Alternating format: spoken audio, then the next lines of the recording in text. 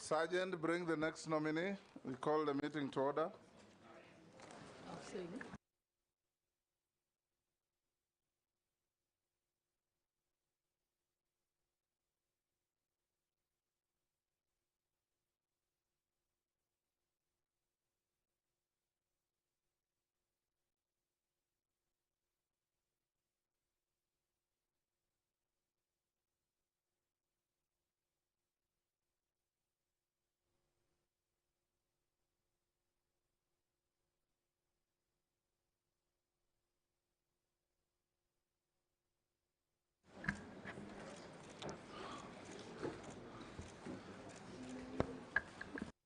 William Kabogo, welcome. When I last saw you, you didn't have a bald. Is this a fake bald or a real bald?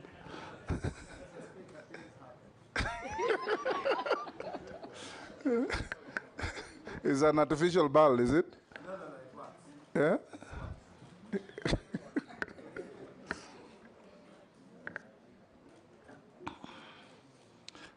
Okay, we'll start, honorable members. Nominee, welcome to this committee. We are to engage you to establish your suitability or otherwise to hold a public office as CS of Information, Communication and Digital Economy, to which you have been nominated by His Excellency the President. We'll start by asking you to take an oath. If you are Christian, there's a Bible. If you are Muslim, there's a Quran. If you are Hindu, there's a holy book of the Hindus. You're Christian? Yes, I am. Yes.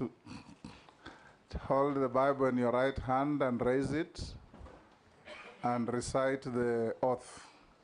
I, William Kabogo Getau, do swear that the evidence I shall give before this committee on the matters under its consideration shall be the truth, the whole truth, nothing but the truth, so help me God.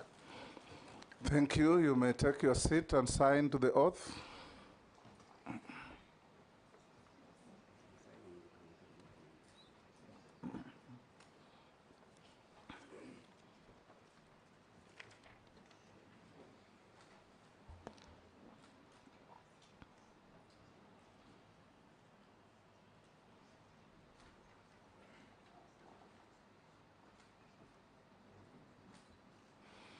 Good. If you haven't given your original documents for cross-checking with what we have, you can give to the sergeant to pass on to the clerk.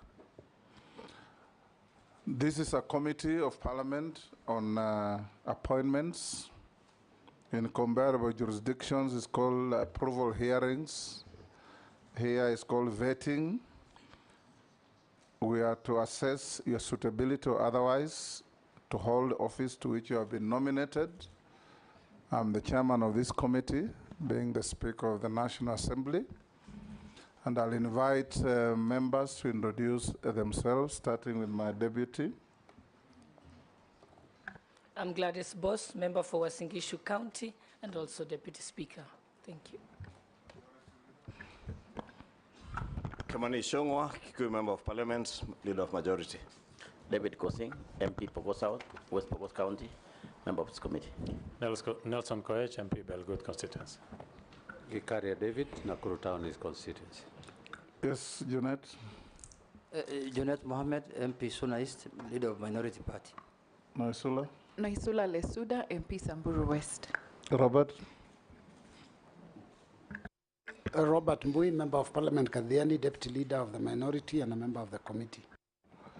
Owen Bayer, MP for Kilifi North and Deputy Majority Leader. George Gitonga Murugara, Member of Parliament, Tharaka Constituency and member of the committee. I'm Ferdinand Wanyonyi, Member of Parliament Kwanza in Trans Nzoia County and a member of this committee. Abdul Rahim Daoud, MP for North Imenti, Meru County. Mase Mary, member for Teso South, and a member of this committee. Abdi Shurie, MP Balambala, Garissa County. Mishimboko, MP Likoni, a member of this committee. Rehab Mukami, County MP, Nyeri. Honorable Stephen Mule, MP Matungulu, Machakos County, a member of this committee. Samuel Jiroge, Clerk to the National Assembly. The rest of the team are our support staff. Honorable Kabogo, welcome to this meeting. Thank you. The rules of engagement are very simple. You address everybody through the chairman. That's number one. Number two, don't engage in any arguments with any member.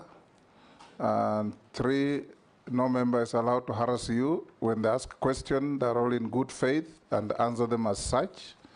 Four, no stories, just answer the questions so that we can, in the interest of time, make good progress. So for a start, I'll give you 5 minutes to introduce yourself, your name, your educational and professional background, your work experience, any key competences that make you believe that you are suitable for the role of Cabinet Secretary to which you have been nominated, and anything else that you think adds value to what we are doing.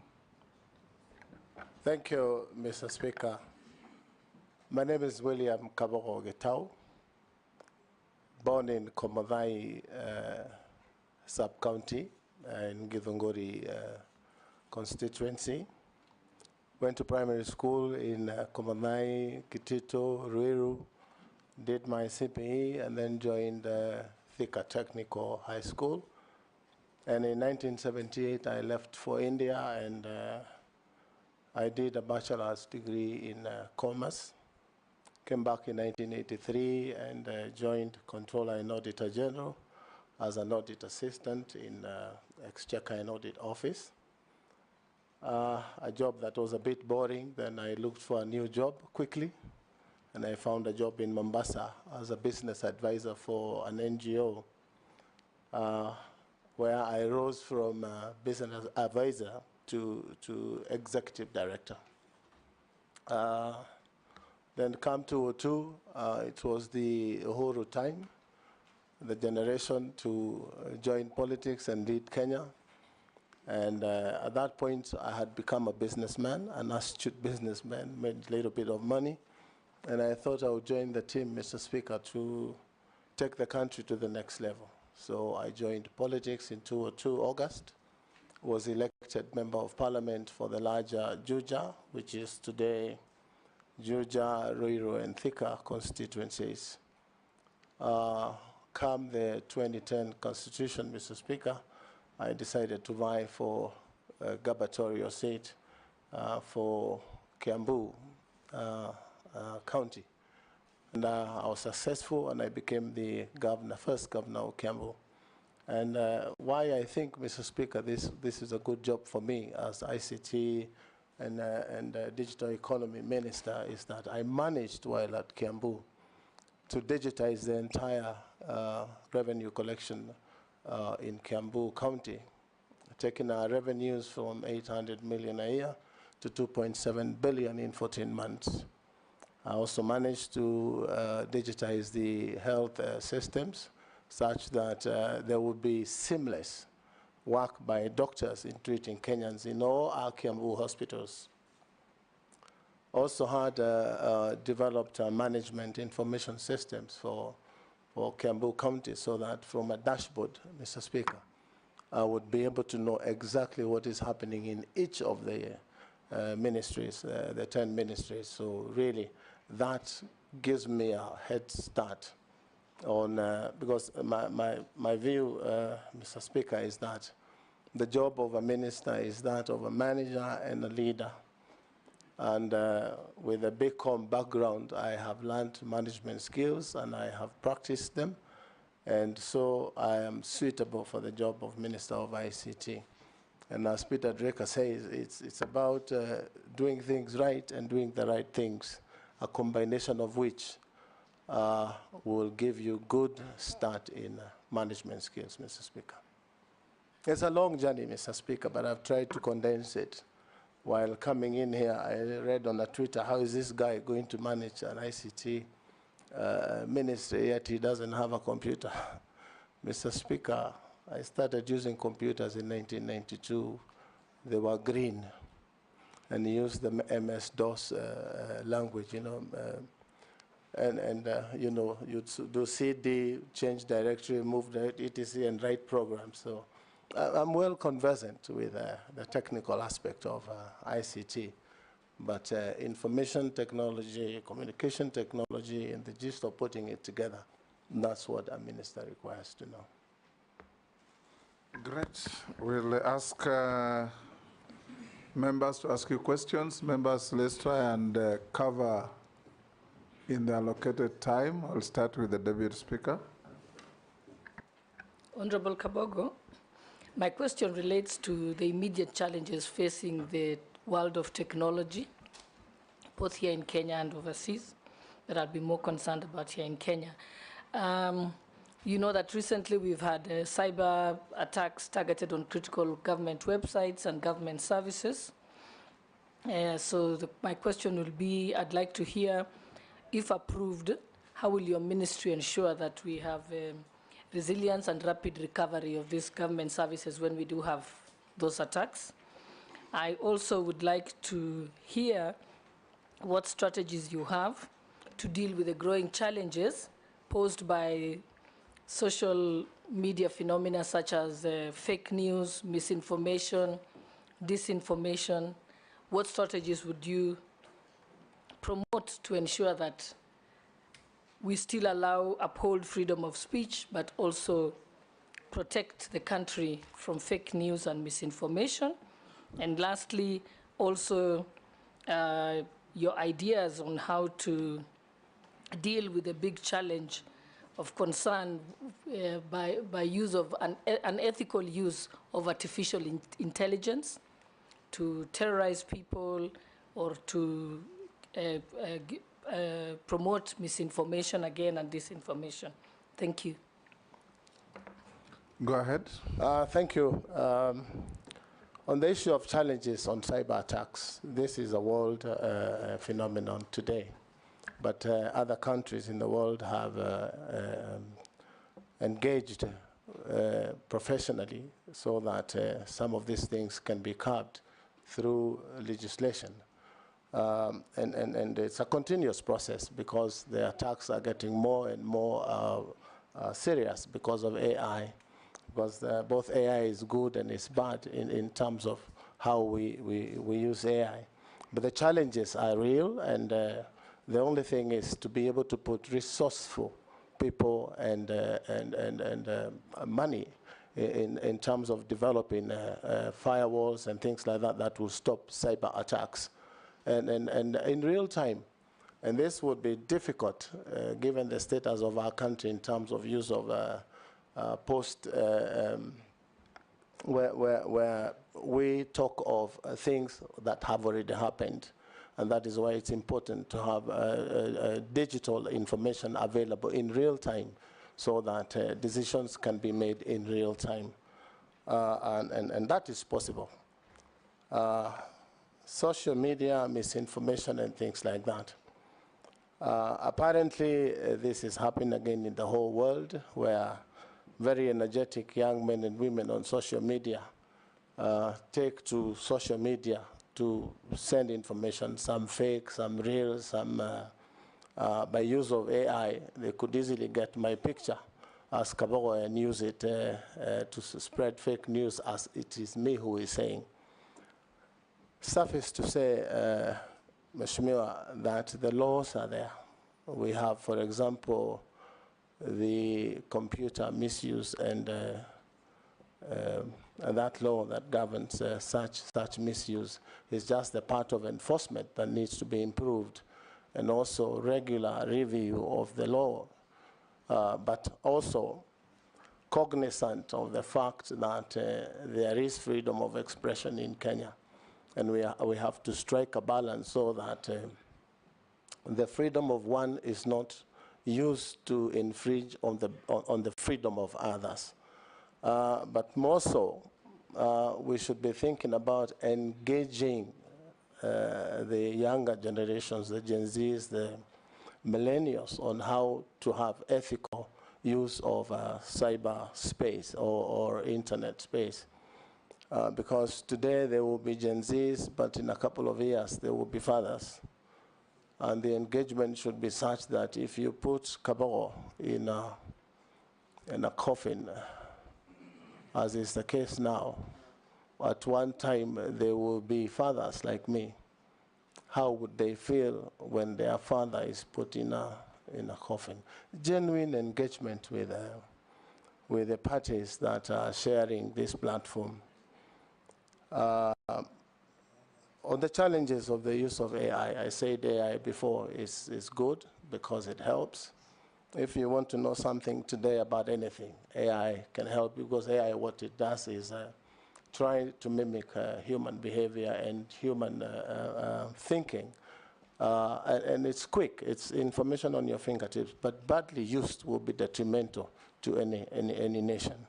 We should be able to have laws that help in our behavior and our attitude in terms of engaging and using AI.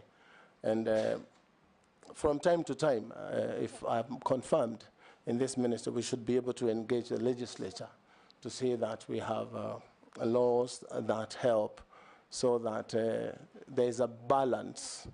Again, I am aware of the very, very vibrant constitution that we enjoy today that has freedoms that I would not be the one to get into the toes of breaking other people's freedoms, but cognizant of the fact that there should be a balance. And I think I've answered your 3 questions. Thank you. Thank you, Honorable Speaker.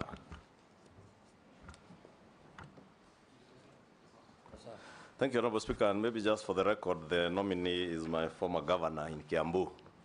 And we served at the same time when he was governor, and I was a first-time member of parliament. CS nominee, you have indicated that you are the party leader of Tujibebe in your documents. Tujibebe or Kenya leader as a party leader. I don't know whether you have resigned or you intend to resign. If approved, whether you would resign. 2, in relation to the question that the Deputy Speaker has asked on AI. This is a question from a Kenyan living in Finland who tells me he recently, and he also comes from Kiambu, he recently read an article in one of the newspapers in Helsinki on the working conditions that are described as equivalent to modern slave labor, where American big tech companies are using young Kenyans, especially to do what is described as harmful, removing what is described as harmful content or crude content on Facebook, on TikTok, Instagram, on largely main social media platforms. I say that they ensure that they review Facebook, TikTok, and Instagram to ensure that these important platforms are not filled with hate speech or incitement to violence. We watch murders, executions, child sexual abuse, and rape, often for more than 8 hours a day. And we are paid less than $2 an hour for it. The workers described it as part of the excerpt from that article. And therefore, we would want to hear what you would intend to do as Cabinet Secretary now in charge of ICT.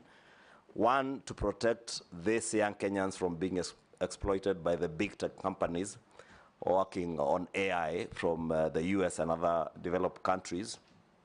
And 2, to also protect these young Kenyans from the harmful effects of the content that they watch, that they have to go through as they work. And you know, mental health is indeed a big issue and has been rated as one of the big issues, especially with those working in the tech space in the country. And probably part of it is out of this engagement with content that they are finding online as they work. What would you do to protect them? Lastly, on revenue assurance, calls dropping Kenyans telcos continue to work with, we all work with phone companies or telcos that call drops are very frequent, and nobody ever compensates Kenyans for the call drops, what you would intend to do. Plus, because that is a situation where these telcos are stealing from Kenyans as we make calls.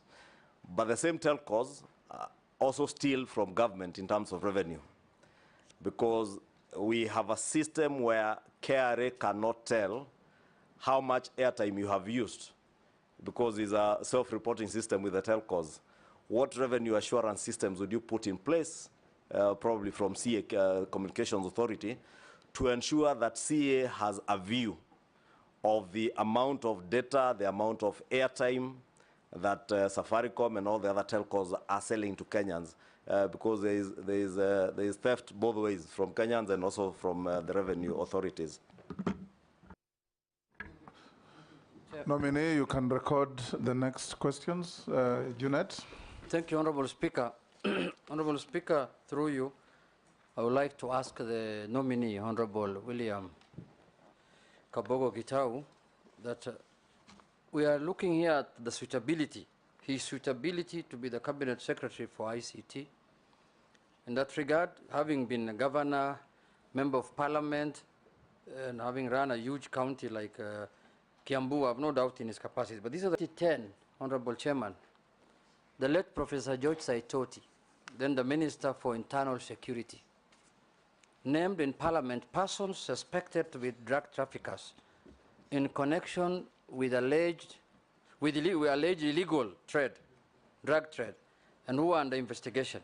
Among the persons that were named, Honorable Speaker, the name of Honorable Kabogo appeared on the list. Can you make it clear to this committee and the great people of this country who are watching you today, did you or have you ever been suspected or charged with the drug trafficking? Second question is, this is a simple one, during your tenure as a governor of Homa Bay, I mean of Kiambu. No, Kichwangi, do you Homa Bay? Yeah, it's Kiambu. You have snapped, they say many times, summons from the Senate. Now, as a cabinet secretary, you will be answerable to Parliament. These are, other than the appointing authority, these are your next employers, second employers. You will appear here every day to answer questions on ICT and those kind of things. Will you be able to appear before the Senate and the National Assembly at any time that are required? And lastly, people also describe you as somebody who is they say tough-headed, bordering arrogance, highest level of high-handedness. How are you going to be compatible now with being a CS with this kind of job that requires a lot of humility? And looking at your CV, lastly, I went through, you have not indicated how many children you have. Can you share with the committee how many children you have, Kabogo? Go on. In Africa, we don't count children, so you can ignore that. Thank you, Mr. Speaker. First, I appreciate the fact that Honorable Junet has said he has no doubt I have the capabilities of becoming Minister for ICT. I thank you. Party leader, Mheshimiwa Ichung'wa, is talking about working conditions and big tech companies. Like I said before, Mr. Speaker, it is the use of regulatory frameworks and legislative work that can help us deal with these big tech issues. And the way they take advantage of especially African countries in terms of call drops. I have been a victim of very many call drops by Safaricom itself. And the minute you call them and ask why is this happening, they say it is technology, it is these days, frequencies, all these stories. As Minister for ICT, if I'm confirmed, Mr. Speaker, this will become a thing of the past. We should be able to ask CA to be able to get call logs and determine how much call drops each caller has and what the company needs to do to compensate drop times. On the issue of hate speech and harmful content, again, this is a matter of every country having its own regulations.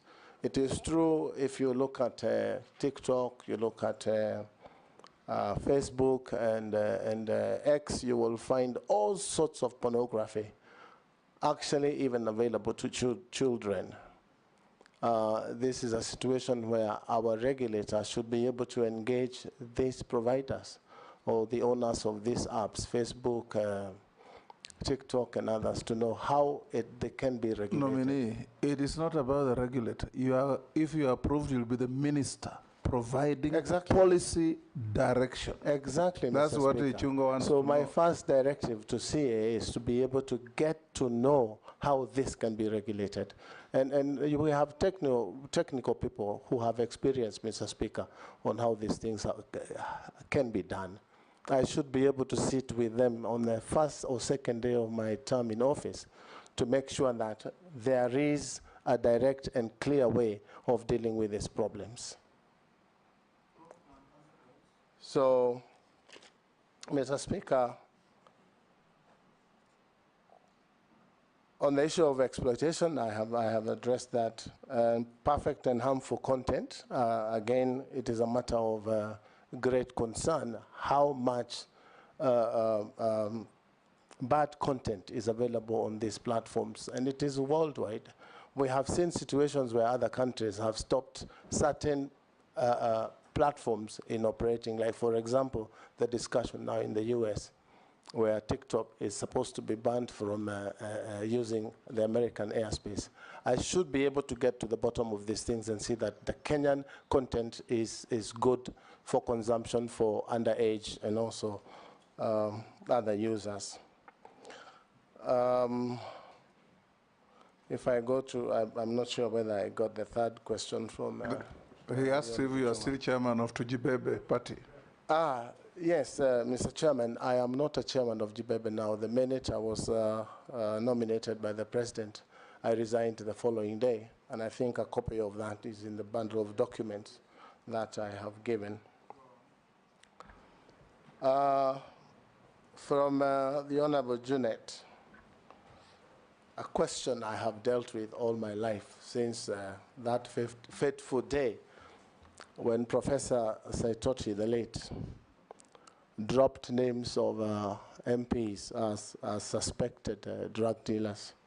I want to say here on record, Mr. Speaker, I have never, ever dealt with drugs of any kind all my life. Mr. Speaker, this Not even Panadol?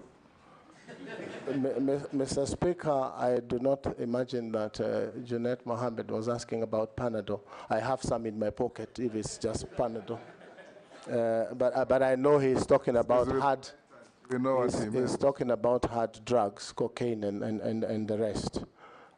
And this is a very disturbing subject, Mr. Speaker. But I invite Kenyans also to have a look at the dossier that Mr. Saitoti brought to the House. It's a dossier such that, Mr. Speaker, if it was given to Inspector Mwala, it would not pass Mr. Mwala's table for a script. If, Mr. Speaker, at that point in time, and records speak here in this House, I fought vigorously the tabling of our names without a leave of the House, because the rules are such that if you are discussing the conduct of an MP, you need to move a substantive motion. But for that particular one, it went through smoothly as planned. But my point here, Mr. Speaker, the government or agencies, the police, did a thorough investigation, and they gave a temporary report a month later, which was tabled and is part of the records of this House. And they found that I was not culpable. I had never been involved in drug trafficking, and I had never been a driver of the Honorable Mao, as that dossier had said. I actually said, Mr. Speaker, on the floor of this House, that there is no need of anyone trying to do extradition proceedings to get me to travel to the US to answer these charges. I offered myself. They gave me a one-way visa, and I'll take myself to any part of the world to answer charges of drugs. It's never happened. So the authors of that dossier probably didn't get exactly what they wanted, but what they got is messing with people's names. And that is the situation it is today. Mr. Speaker, it has continued to happen. People talking about, you will find some of us are named Pablo, all those names. But the truth be told is that I did take some people to court. If you remember, there was a program by Standard called something Mihadarati by Mheshimiwa from Nyali. And I did take them to court. It's taken long, about 8 or 9 years. But finally, I got judgment against them, and I was paid a little bit of money. But circulation is still happening. This is something I am bound to live with for the rest of my life. But I do not do drugs. Thank you. That was a tough one. Yeah? You've not answered one. He also asked you that when you are governor of Kiambu, you snubbed invitations and summons to attend. I'm going there. Okay. Thank you, Mr. Speaker. You know, it was the perception of being high-handed. It is. Pardon? Go on and answer the questions. Yes. Yes. In the beginning, when governors were being called to Senate, there was a general feeling that we should not come to Senate as an independent government. But when it was clear through court decisions that governors would appear, we started appearing, and I want to be on record here, Mr. Speaker. I came to this Senate House to answer questions of senators. For 3 consecutive years, Kiambu had appeared. As a matter of fact, I came to the clerk of that committee, and I said they can ask the chair, I think it was Professor Nyang Yong then, that should any county be invited to the Senate and they do not appear, Kiambu can appear. It's just next door in short notice, even half an hour. And that's how we managed to go through our audit queries for Kiambu for 3 years.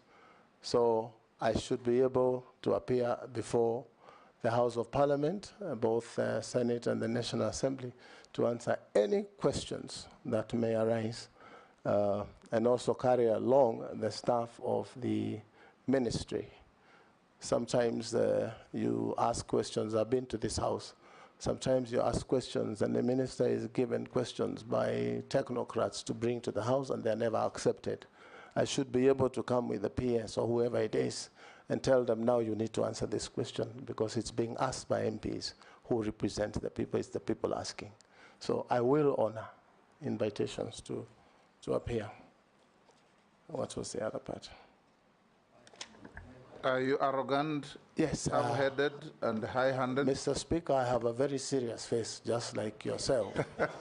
And that may sometimes be confused to be, but I'm very straightforward. And I do not beat about the bush. I say things as they are. And this is where people wonder whether doing things right or doing the right things is the thing to do.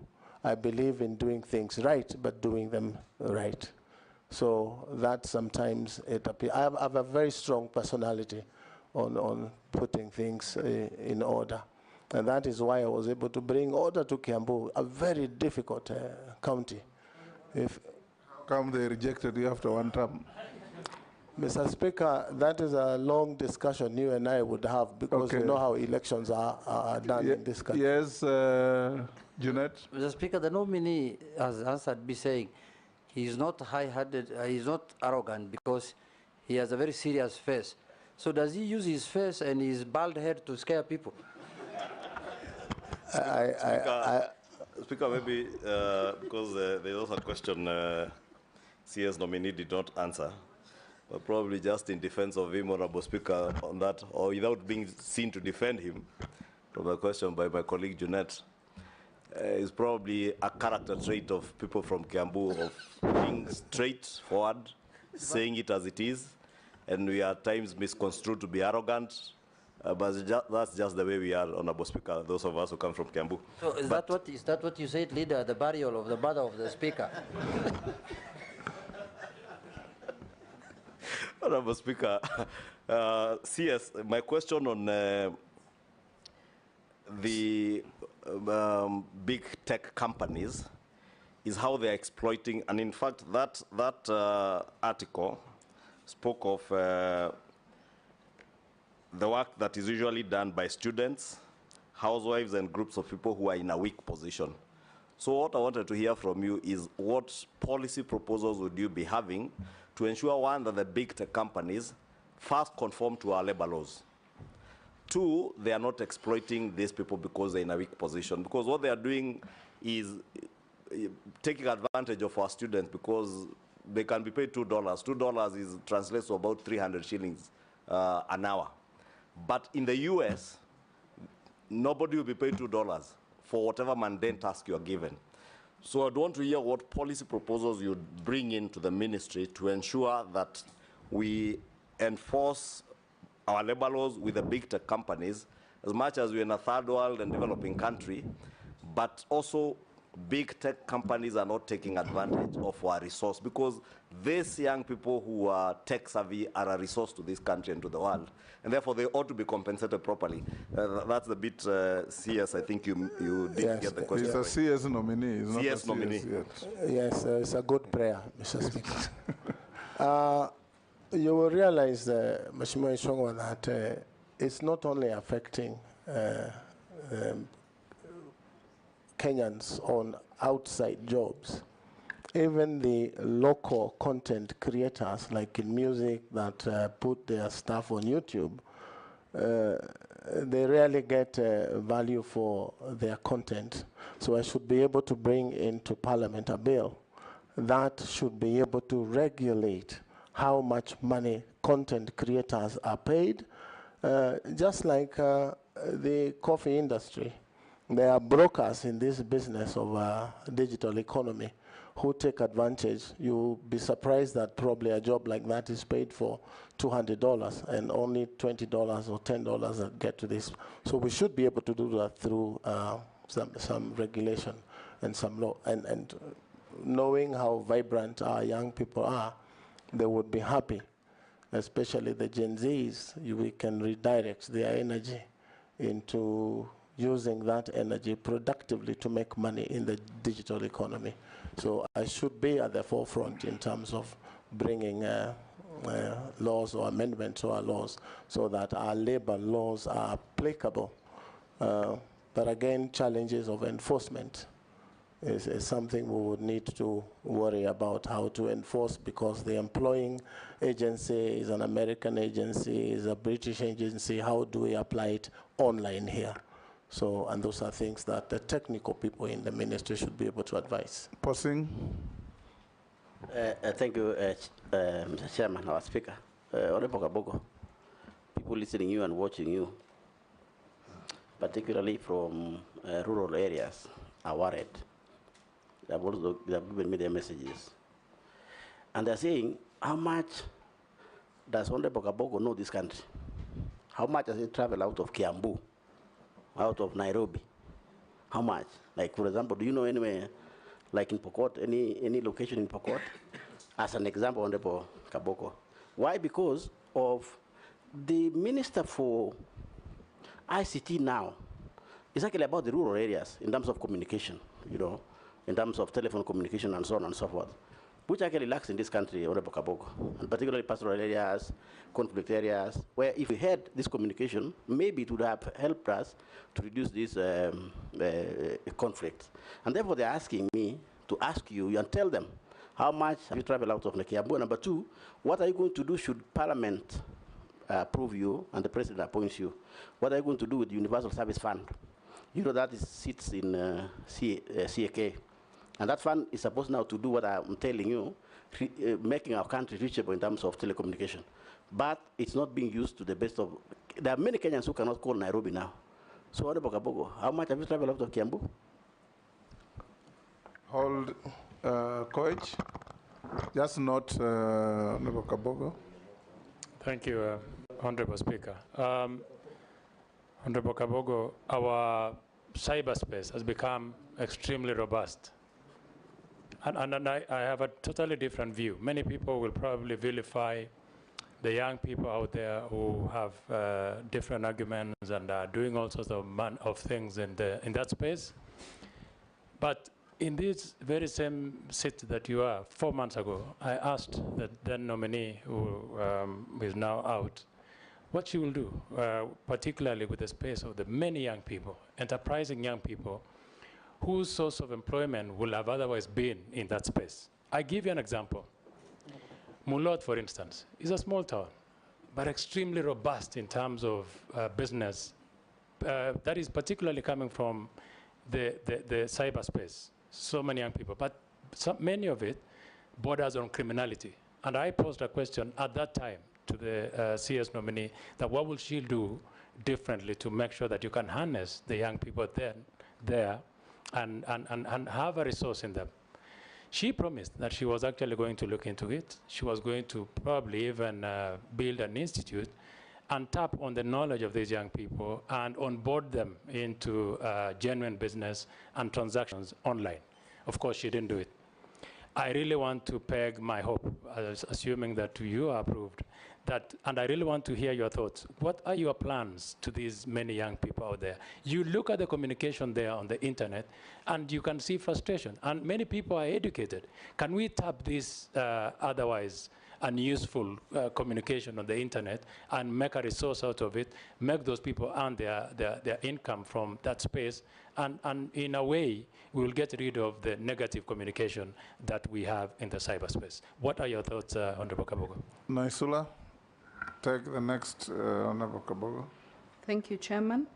And one of my questions was raised by Honorable Kosing on the issue of ensuring that every part of the country, Kenyans can access telecommunication services need. My question is on the issue of data protection. There's been a conversation in the country about how people are accessing individuals' data. When you talk about people who are to be arrested or to be found and their data is accessible, through the telecommunication providers. It cuts the same way. Members of Parliament here also, their data is plastered all over, and they get kusalimiwa. I would like to get your views on data protection of individuals in the country for everybody, because it's a double-edged sword. It cuts both ways for everybody, and how you're going to ensure that individual data is actually protected. And then the last question is that many Kenyans have suffered financial losses from SIM swap fraud and other electronic money-related scams. If approved, what strategies will the ministry adopt to address, mitigate, and prevent SIM swap fraud and ensure online safety for all consumers? Yes, can you answer those? Thank you, Mr. Speaker. I can't remember the name. Honorable Posing. Posing, yes. I thought all members introduced themselves. Kabogo, Mr. Speaker, Kabogo is very widely traveled in Kenya. I know every corner of Kenya. I remember holding a harambe in his constituency with one of the ex-former ministers. So I have traveled. At some point when I was younger, Mr. Speaker, I would fly all over the country, so I am conversant with Kenya. And be assured that if I'm confirmed, this digital divide will be a thing of the past. As you have said, USF funds are there available, probably to a tune of 115 million if my research 115 billion, if my research is correct. And we should be able, if you look at the master plan of the ICT department, is to connect Kenya. And I want to be the minister, Mr. Speaker, if confirmed, who connected Kenya 100%. Mr. Speaker, you realize that from TIMS, Kenya government owns 20% of the internet in that cable. And you will find only 2% of that is tapped and utilized by Kenyans and more so government departments. So I should be the one who will make sure that that 20% is spread in the whole republic. And for cases where security is a threat, we have satellite services like what Starlink is doing now. So government should be able to have a discussion with satellite internet providers so that the entire republic is connected. I'm cognizant of the fact that there's a plan to put 100,000 kilometers of fiber optic cable to connect the country, but also cognizant of the fact that most of those cables are not lit. So if I'm confirmed and going to the minister, I should be able to make sure that the cables that have been put so far are lit. And Kenyans can enjoy internet services in the entire republic. Cyberspace from Honorable Koech, and what we will do to make sure that we harness the energy of the young men. Mr. Speaker, I want to say that I want to be that minister that engaged the Gen Zs and made sure that their energy was converted, and they will be so engaged such that they will be able to make money, business in the digital platform. And Mr. Speaker, when I was in Kiambu, I did see the plight of the young and how poor the young men and women were. And they had gone to school, we had pushed them through school, and we told them, you study and you will get a job. But there were no jobs after university. And I really got surprised at some point where graduates and doctors were very happy about kazi mtaani. And that's a very sad story for a graduate to go to kazi mtaani. So I started a biashara fund where we set aside 300 million shillings for small loans to young boys and girls, and mostly women, disadvantaged communities in society. And we entered into a contract with the bank so that the bank will do the core business of lending, but use our money at an agreed interest rate. So I want to be the one that will persuade government that we can put resources aside and do these startup hubs where young men and women will be able to employ themselves. This is besides, Mr. Speaker, the 1,450 ward hubs that the president has initiated. I have a feeling that every one of those ward hubs would bring forth about 10 so that the young men and women can get access to affordable loans. You realize that today the non-collateralized loans in Kenya are charging interest of up to 20–25%. And really, there is no business a young man would do and be able to pay interest of 20%. So if we can get non-collateralized loans by government, or a collaboration between government and, for example, KCB, loans will be given to these young men, and it's startup loans. And what we did in Kiambu, we gave loans through LPO loaning, so that you don't give them cash. So that if it's computers, they would get computers, and they would get routers and all these things that you need in a digital hub. And then they would use the digital hubs for a period of 2 years, for example, during which they should be able to get money and support themselves. So that's one of the things that we could initiate. Data protection, I think, from the Honorable Lesuda. You know, I understand the concern of data being harvested.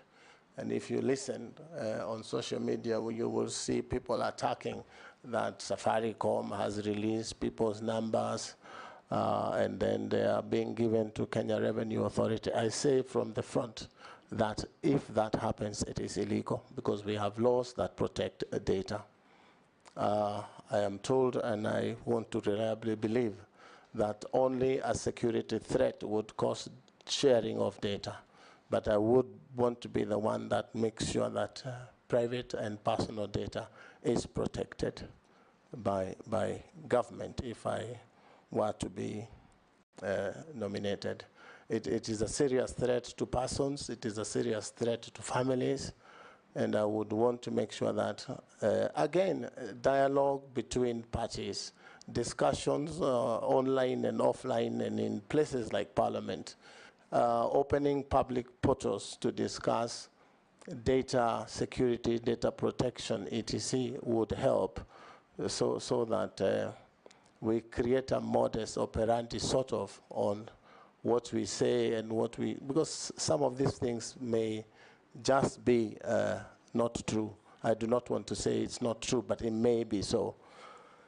I think, Honorable Kabogo, I think it's better to correct you on the issues like, it's not really the phone companies that have, like Safaricom, that are guilty of giving out people's data. It's usually those companies that ask for your details to get bonga points or so many points when you go shopping.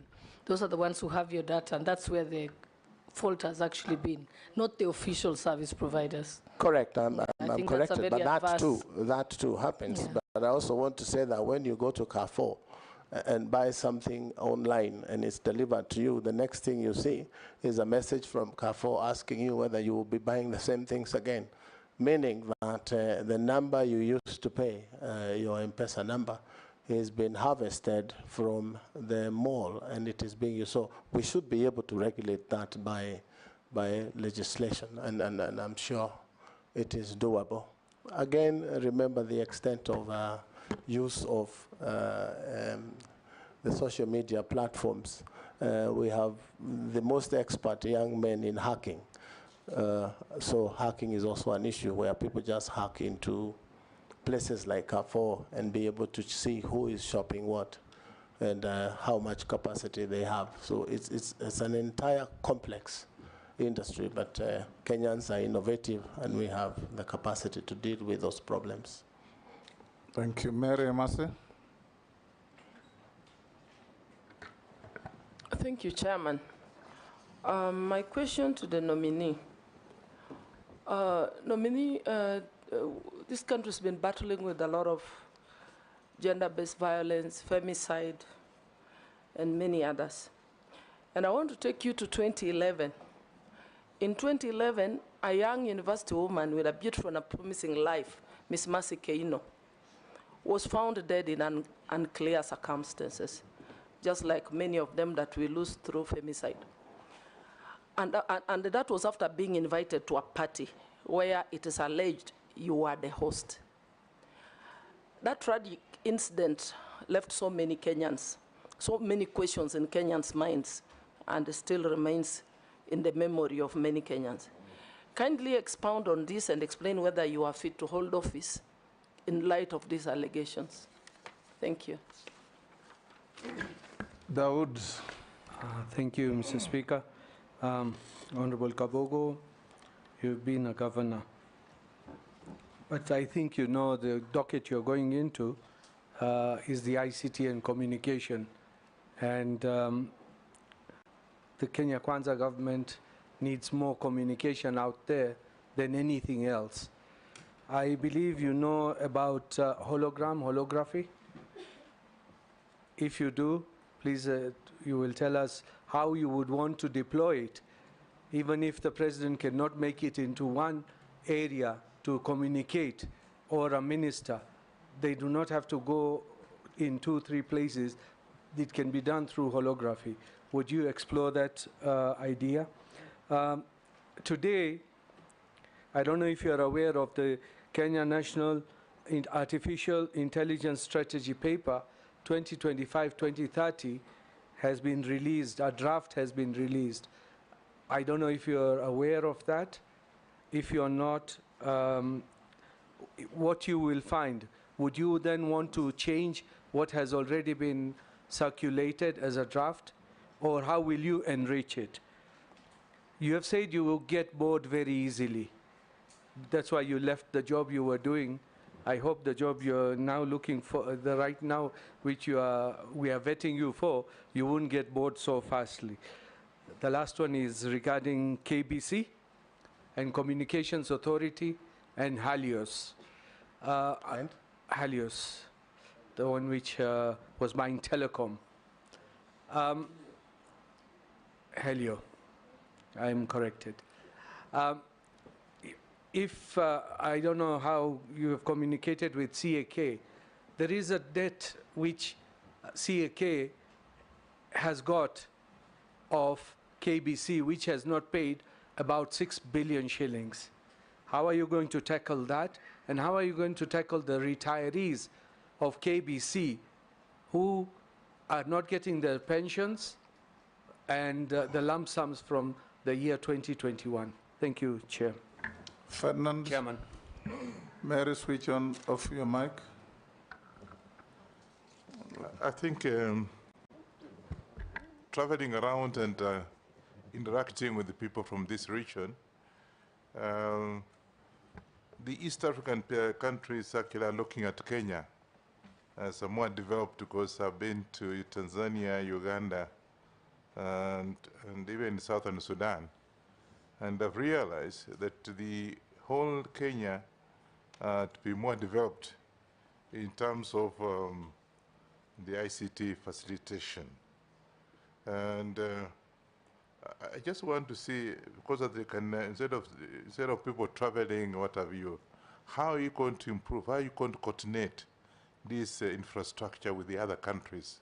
If we met you, the Minister for Communication. Secondly, I think what we are seeing around is a lot of indiscipline among our youths. And you are trying to explain, but the youths needs a program, a specific program to be able to discipline them going forward. If we leave them the way they are, this country is going to be thrown to the dogs.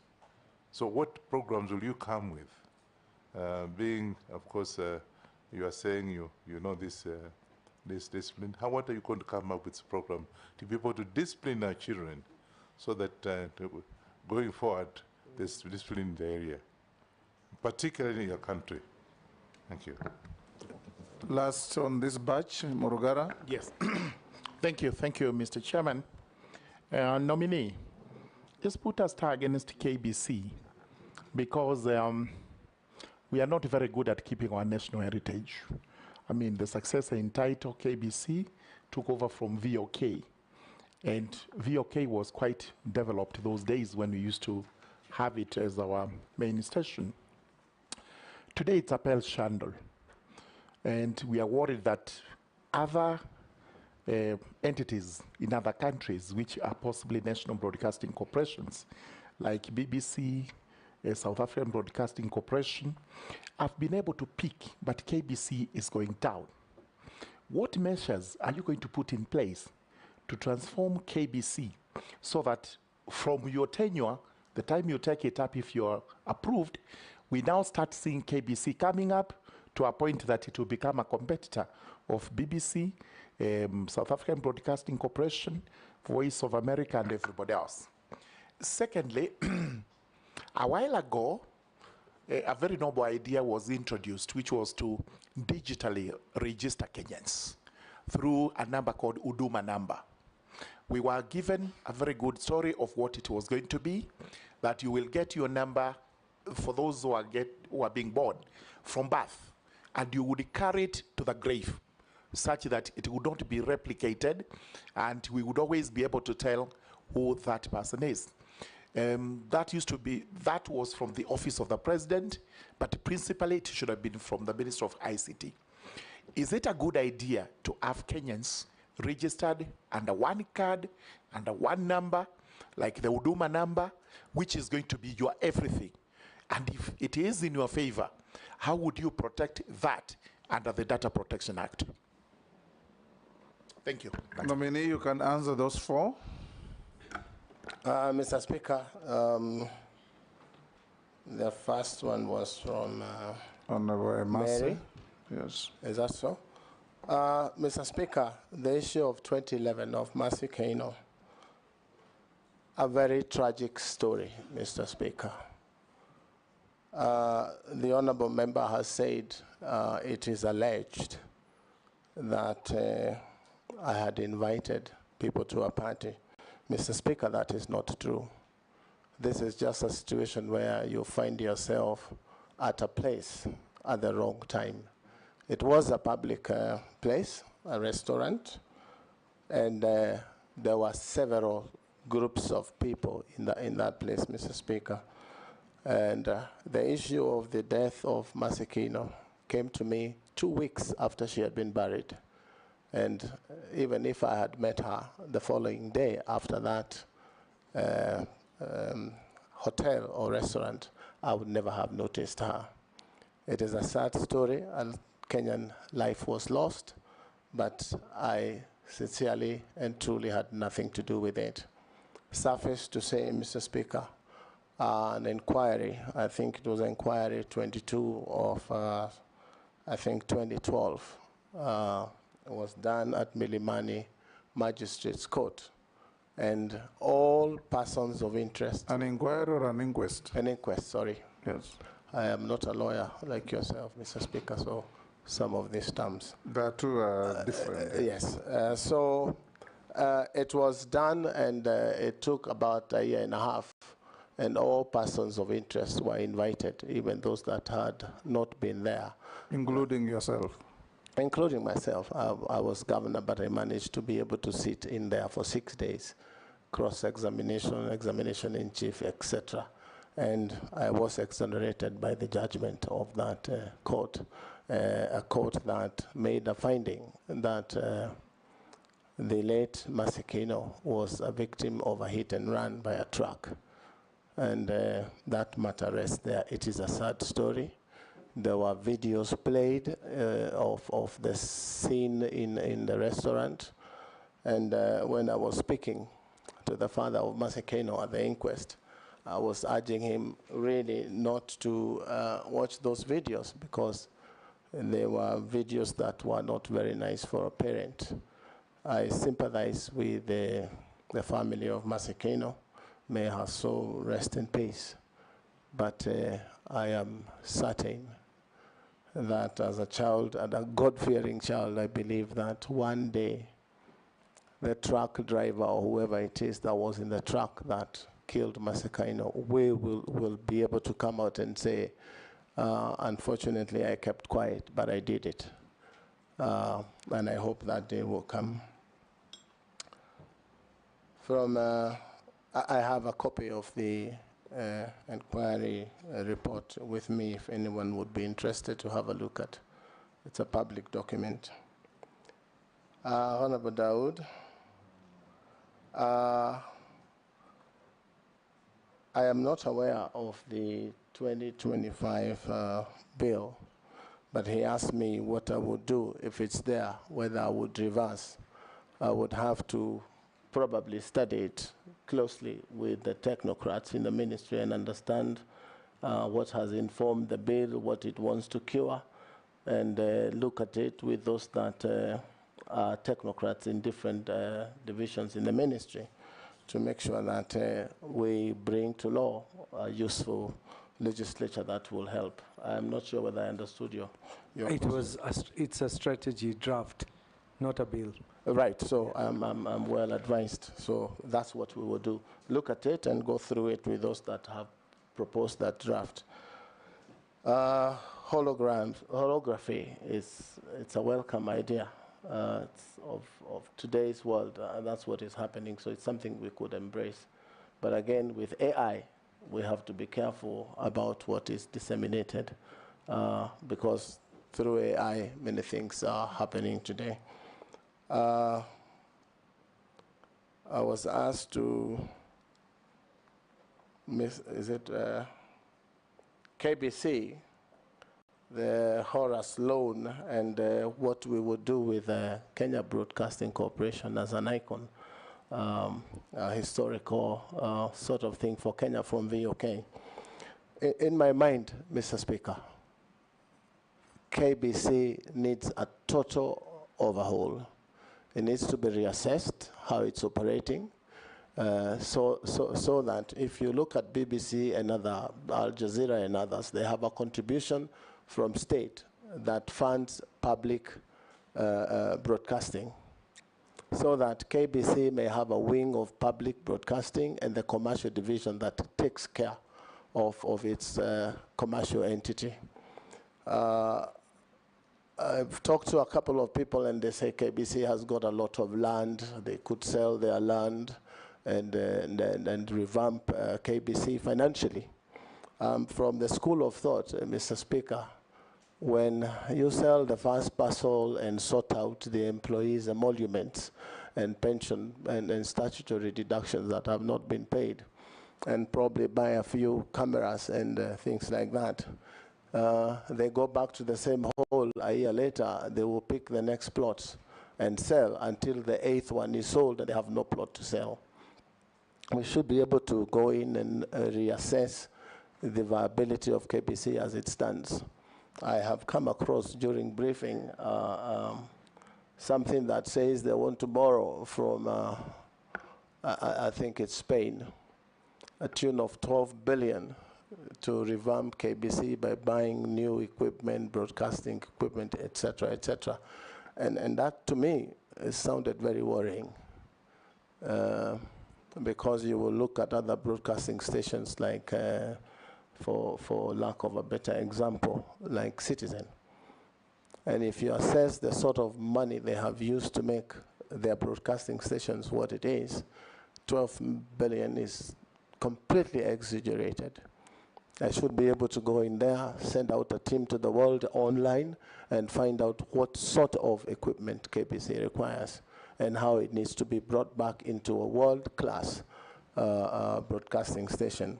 If you put your TV on this evening, Mr. Speaker, and you put KBC, and there are young men and women in that house, you will almost get a bashing. What are you doing in that station? I want to be the one who sorts KBC. If you put it in your house, people will want to watch because it's got the right content in terms of broadcasting, entertainment, and things like that. You'll find a radio station from KBC. If you drive up the mountains, any part of Kenya, you will keep losing the wave because they say the equipments are obsolete. There is also a situation in the world that is happening now, Mr. Speaker, where you don't have to buy equipment. You can lease equipment. And the lessor of equipment is responsible for managing and keeping the equipment running. And if it fails, they bring in new equipment. That may be cheaper. Because if you buy equipment today and they say the life of equipment is about 5 years, so does it mean KBC should spend another 12 billion shillings in reorganizing KBC? I believe it can be a world-class broadcasting station with support from government for public broadcasting in public interest. But the other division that is commercial should be able to sustain itself. And that is something that I think we can do fairly quickly as a quick win. You talk of a debt. As I was receiving briefs, Mr. Speaker, there is debt to Telecom, debt from so-and-so, debt owed to CA. There's so much cross-debt in government sagas that some people say we will not pay because we are owed. You find a place like Telecom, when it comes to paying, they say it will affect public in this way or the other. But when it comes to their own dues of paying, they say they are private.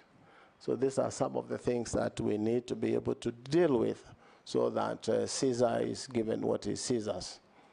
There's a lot of money out there owned across these agencies.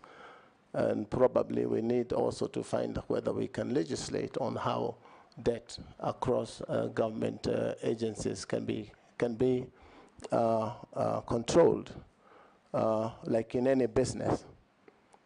Mr. Speaker, we are talking about debt owed from one agency to another. Through this ministry, if I'm confirmed, Mr. Speaker, we should be able to digitize entire government business so that information is available.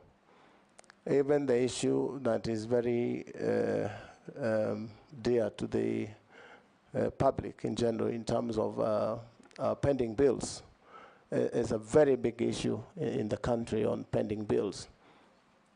And you realize, Mr. Speaker, that Kenyans don't look at pending bills as a very serious concern, because in my mind, pending bills, Mr. Speaker, is money borrowed from public. When a governor takes roads and gives contract of roads to Kenyans, for example, and he has not budgeted how those roads will be paid, a commitment is done, and a Kenyan entrepreneur will put in their money and do the roads and never get paid. So there's a lot of borrowing. You will find it's to the tune, I think, of 150 billion owed to Kenyans by government agencies. So this is something that we need to deal with as a country.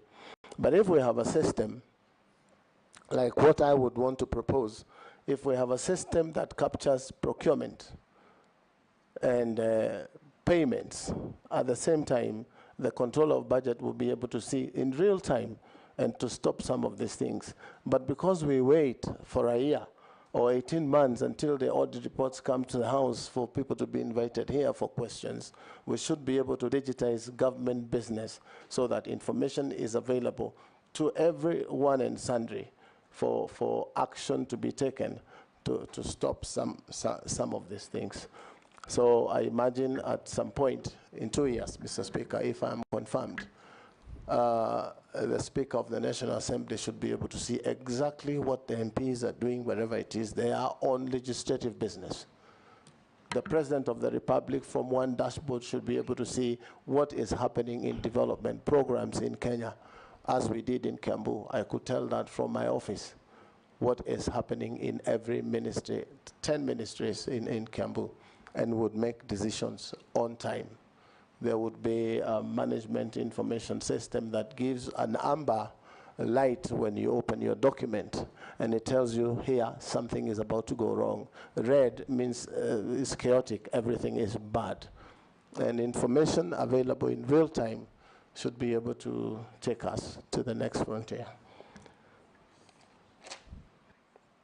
Yes, Owen. Ferdinand, oh yeah. Did I answer? No, you didn't touch on Ferdinand's question. Ferdinand is East African, first and foremost.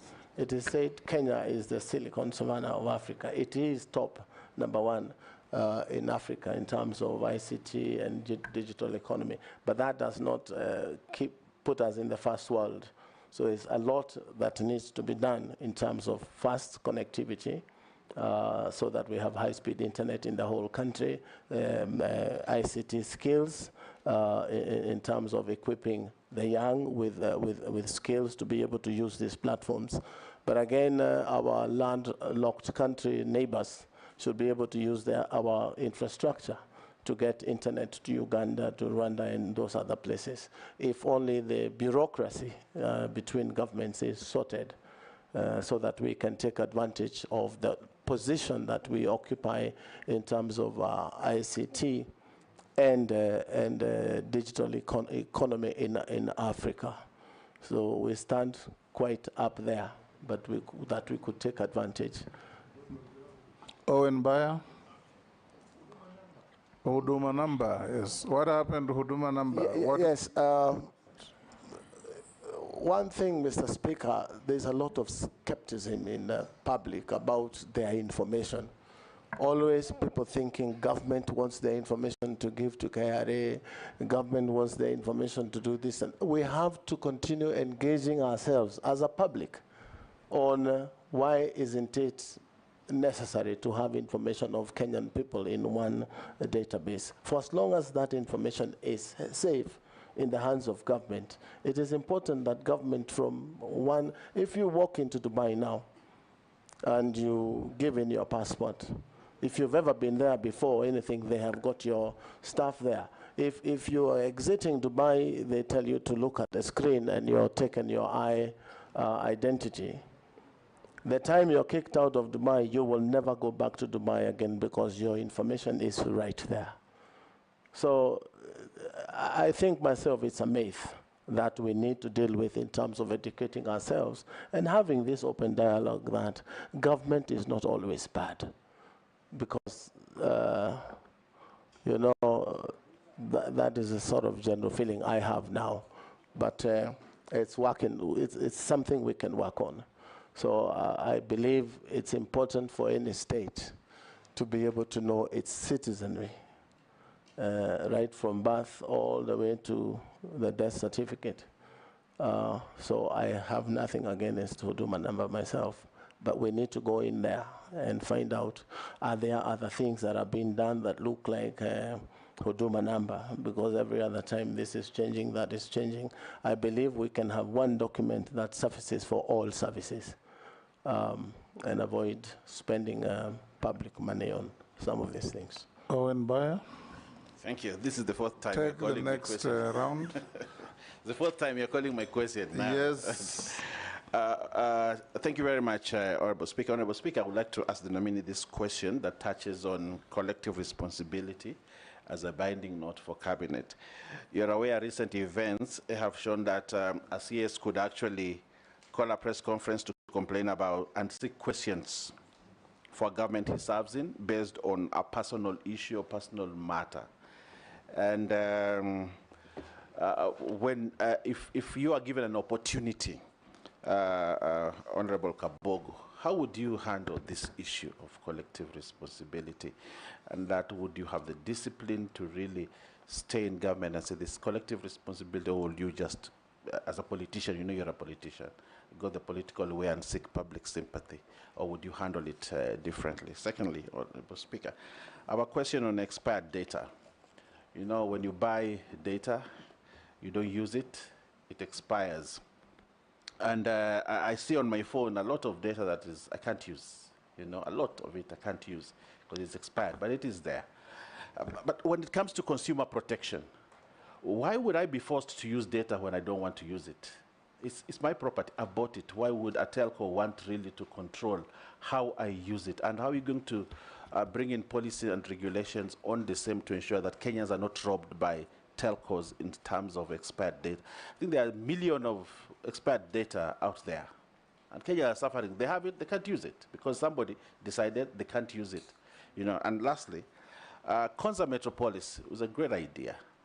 We see it when we pass going to Mombasa and we see the development that is there. But the idea behind the Konza Metropolis is that we're going to have cutting-edge technology coming out of it. Cutting-edge technology, that we are Silicon Savannah. And that was the base for the Silicon Savannah, that we would see a lot of things, apps and all that coming out. But what we see a lot is buildings. We see they come out to install internet, simple things that would have been done from Nairobi. But we have a whole lot of a metropolis, and we would like to see it work. If appointed as a Cabinet Secretary for ICT, what would you do different to ensure that the Silicon Savannah that President Kibaki envisaged then and the Konza Metropolis would come to fruition as soonest for Kenyans, for the many young people who are looking for jobs and getting disturbed on the internet and, you know, on phone? They would be there producing high-end technology, but now they're not there because we haven't actualized what President Kibaki wanted us to have. I thank you. Robert Bui. Thank you, Mr. Speaker. First, you know, recently we had an international company that was also taking advantage, like these other big techs, and mining, data mining. You know, we found queues at KICC of young people lining up to have their irises, I think, you know, copied. And it took the intervention of the National Assembly, actually, to stop that.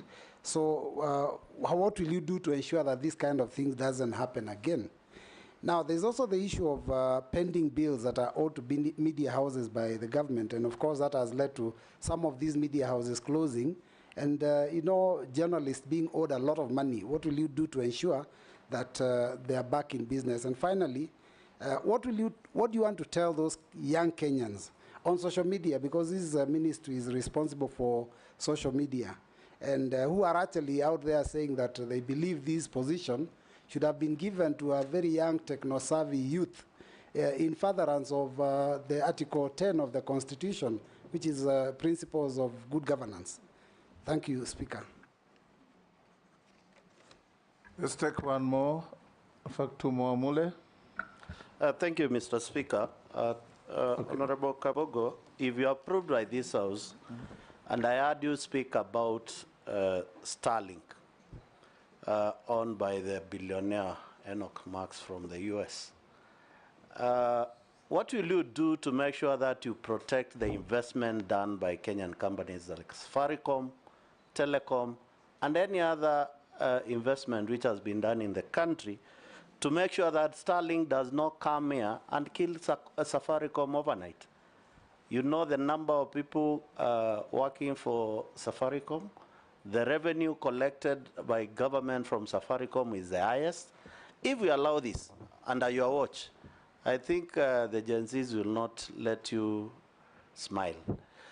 So we want to hear your views on that, because it's a connectivity issue and investment by Kenyan taxpayers' money in this country, and you must protect it. We need to hear that. Secondly, Vision 2030, which has emphasized a lot on development on knowledge-based economy, highlighting the importance of ICT in this country through education to enhance productivity and efficiency, is key. And you are getting into this ministry whereby we have only 5 years to actualize the Vision 2030. That's 5 years to go. And we still have the Concert City, which is supposed to, and it was one of the flagship of this, to make sure that digitization and ICT integration in the schools is well implemented. What will you do in the ministry to fast track this and probably leave a clear legacy to make sure that the vision for Honorable the late Mike Kibaki of Vision 2030 is achieved? Thank you. Raso, I'll jump you to Shuria. He says he wants to ask a question and shortly leave for a meeting. Shuria? You are going together? They are fasting. No, it had nothing to do with religion. Thank you, Mr. Speaker. Mheshimiwa Kabogo, there was a recent public notice issued by the Communication Authority on tax compliance for mobile devices in Kenya, which has raised concerns among consumers and stakeholders regarding its implementation. To your knowledge, what is the intention of this notice and its relation to the government agenda on telecommunication security? Thank you. So, Raso, if you are going together, then I'll give you the opportunity. Mr. Speaker, he seems not to have gotten the question. He wants me to repeat it, is it? Okay. Through the chair. Through the chair, okay. Thank you, Mr. Speaker. There was a recent public notice issued by the Communication Authority on tax compliance for mobile devices in Kenya, which had raised concerns among consumers and stakeholders. To your knowledge, what is the intention of this notice and its relation to government agenda and telecommunication security? Thank you, Honorable Speaker. Okay, Russell. Honorable Russell. Thank you, Honorable Speaker. Honorable Speaker, I walked in late. My name is Dido Raso, MP for Saku. Honorable Kabogo, if the House approves your nomination, your ministry will be mouthful. The world has moved there. Actually, you will be sitting at the center of the world. The problem in Kenya today is about cyber security, about cyber bullying, and cyber attacks, and cyber crime. Currently, we have 20,000 services on eCitizen. if those if those sites actually are attacked, it means Kenya will be closed for a minute, for a day, even for a month. If you'll be given this position, there's the balance between securing Kenya, but also opening the digital economy for business. How have you placed yourself that Kenya runs, but at the same time, Kenya is secure? Thank you, Honorable Speaker. You can respond to those four. Thank you, Mr. Speaker. Yes. The first one was from, I think, Honorable Bayer. Owen Bayer. About collective responsibility. That is the issue, the whole world, where collective responsibility is supposed to be. Excuse me, Mr. Speaker. And you talked about a recent situation where a minister of government came out and broadcasted dissent or his dissatisfaction on the issue of abductions. And I simply, from where I sit, and you said I'm a politician, I'm more a leader than a politician, because the politician thinks about the next election and the leader thinks about the next generation. So I belong to that other side. But from where I sit, that was very irresponsible of the Honorable J.B. Muturi, if I may say so, Speaker, without saying more. If I was, or I were, on his position, or in his position, I would have taken my dissent to the appointing authority. And if I was afraid of facing the appointing authority, I would go to cabinet and air it there. And if I'm not satisfied, tender my resignation. I resign because I don't believe in what the government is doing in terms of abductions. But politicians, that's what they do. I hope I have answered you.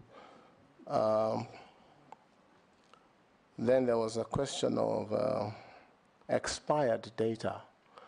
Mr. Speaker, I personally have been a victim of buying data.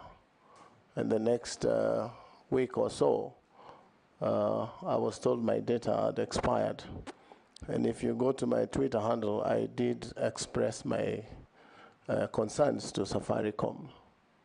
And I said we should stop now using Safaricom. At that point in time, that was my belief. And I explained that you cannot go to a shop, Mr. Speaker, and buy sugar, and then come to my house and tell me how not to use or how to use that sugar. And I think I want to inform the member, since then, I really had a back and forth with Safaricom. Now they give you an option of buying, I'm not speaking for Safaricom, but they have an option of you buying data without expiry or data with expiry. So ujitume, ununue, whatever it is that you feel is good for you. But that is, it was very disappointing for me that day, and I believe for most Kenyans. Mr. Speaker. Yes, Owen? I mean, I think we need a policy, because if you make expirable data more expensive and data that does not expire cheaper, then what you're doing is you're robbing citizens. So I think we need a policy to stop this daylight theft, because there's something called consumer protection in this country. And I think the Minister of ICT owes this country a duty of care to protect consumers of data, to just have non-expirable data. Thank you. So Mr. Speaker, I agree entirely with the member. And if I'm confirmed, I'll fix it. I'll fix it. Go ahead, Robert Mbui's question. Yeah, the other part of Honorable Bayer's question was on the Konza City. Yes. Mr. Speaker, you realize that this was a dream 16 years ago. And things were different 16 years ago. And from where I sit, if I'm confirmed and going, we shall put the issue of Konza City on the table and reevaluate whether the original dream still stands, and what it is we need to do with the very huge investments that have been put in Konza. And as a businessman, I have asked myself time and again, why haven't I ever thought of going to Konza and invest there as an astute Kenyan businessman? And in my mind, Mr. Speaker, is that there is nothing attractive from the businessman point of view, because I've seen others come up in Dubai. I have invested there. I've seen others in other places of the world. So really, Mr. Speaker, we need to reevaluate the concept of Konza City. A lot of money has been put in Konza on infrastructure. Phase 1, almost 95% complete. But my question is, what is it we need to do to make Kenyans themselves and foreign investors be attracted to investing in Konza? You know, Nairobi is competing with Konza. So we must have an incentive scheme that sends people and international investors into Konza, like tax holiday, duty-free status, land available at almost zero rate, so that they can put huge investments, is to create the demand and the need of people to invest in Konza. And that would be a game changer. And there's something in the world that is happening now called tokenizing. We can raise money from public and from investors and buy tokens for Konza so that it can build itself. But always when it's a government project, people tend to want to go slow on again, bureaucracy, again, the way decisions are made. I have had a little bit of a briefing on Konza, and there are many things that we will put on the table and see whether we still have to do business that way. I'm told Konza city is building hubs. The 1450, or the first 100 hectare, which is the authority responsible with connectivity, will do internet. Konza will do the structure, and hectare will connect, from what I understand, and then probably give an ISP to run. Is it really the right thing to do for Konza, to build these hubs or concentrate on the core mandate of Konza? This is questions I will need to ask until I'm convinced that that is the way to do this business. So there's a lot that will be on the table of the ICT minister in as far as Konza city is concerned. Because 16 years ago, it was a great idea to have Konza as one smart city. But today, you would see that we need to devolve and have smart cities almost in every county. And that's the way the world is going today. Why don't we have the Elon Musks of this world investing in Konza City? Do we risk losing the total amount of money that has been invested in Konza? Then there is land being given. For how long has this land being given has been going on? What is the criteria? Are these people going to invest, or they are people who speculate? These are things that the ministry needs to look into and reorganize Konza the year today and not 16 years ago. That's from an outsider's point of view. Data mining. This is something that I'm not sure who asked, but this is something that you're not sure? You're not paying attention? Sure. Second? You are not sure who asked? I'm not sure. I didn't get the name. That's why I'm saying. Robert I know it is a member sitting just there. So sorry, I did not get your name. But be that as it may be. Does that tell a story about you? All these members introduce themselves to you. Mr. Speaker, sometimes you do not hear the pronunciation of the name, so I do not want to take the risk of calling someone in a name that is not their name. And the name tags are also there. Unfortunately, he is Honorable Robert Mbui. Go ahead and answer his question. I am physically challenged from seeing far. Honorable Mbui, you will excuse me, but data mining, as I had said earlier, it is something that needs to be checked. It needs to be regulated.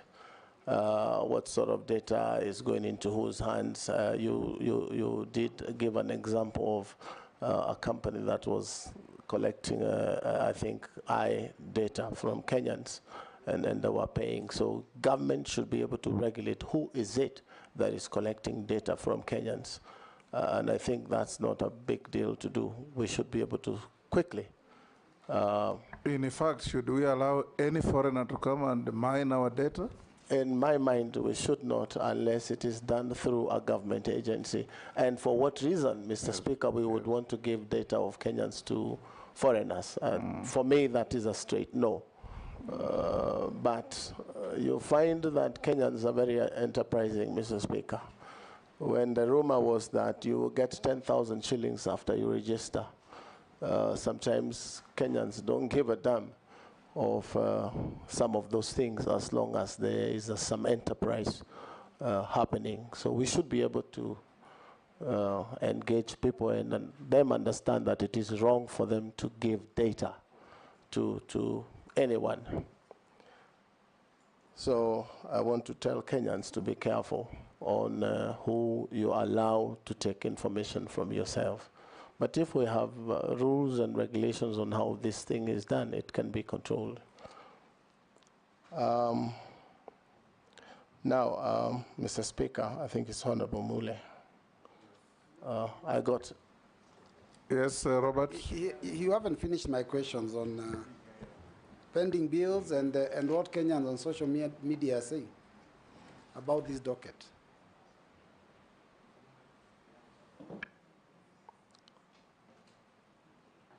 I didn't get the question on pending bills, what it was. Yeah, it was about pending bills that the government owes to media houses that have led to some of them collapsing and journalists not being paid so much money. So what will you do when you get into office? And the other one was what Kenyans are saying on social media. They're saying that this docket should have been given to a young, techno-savvy youth in furtherance of Article 10 of the Constitution. So what do you have to say about that?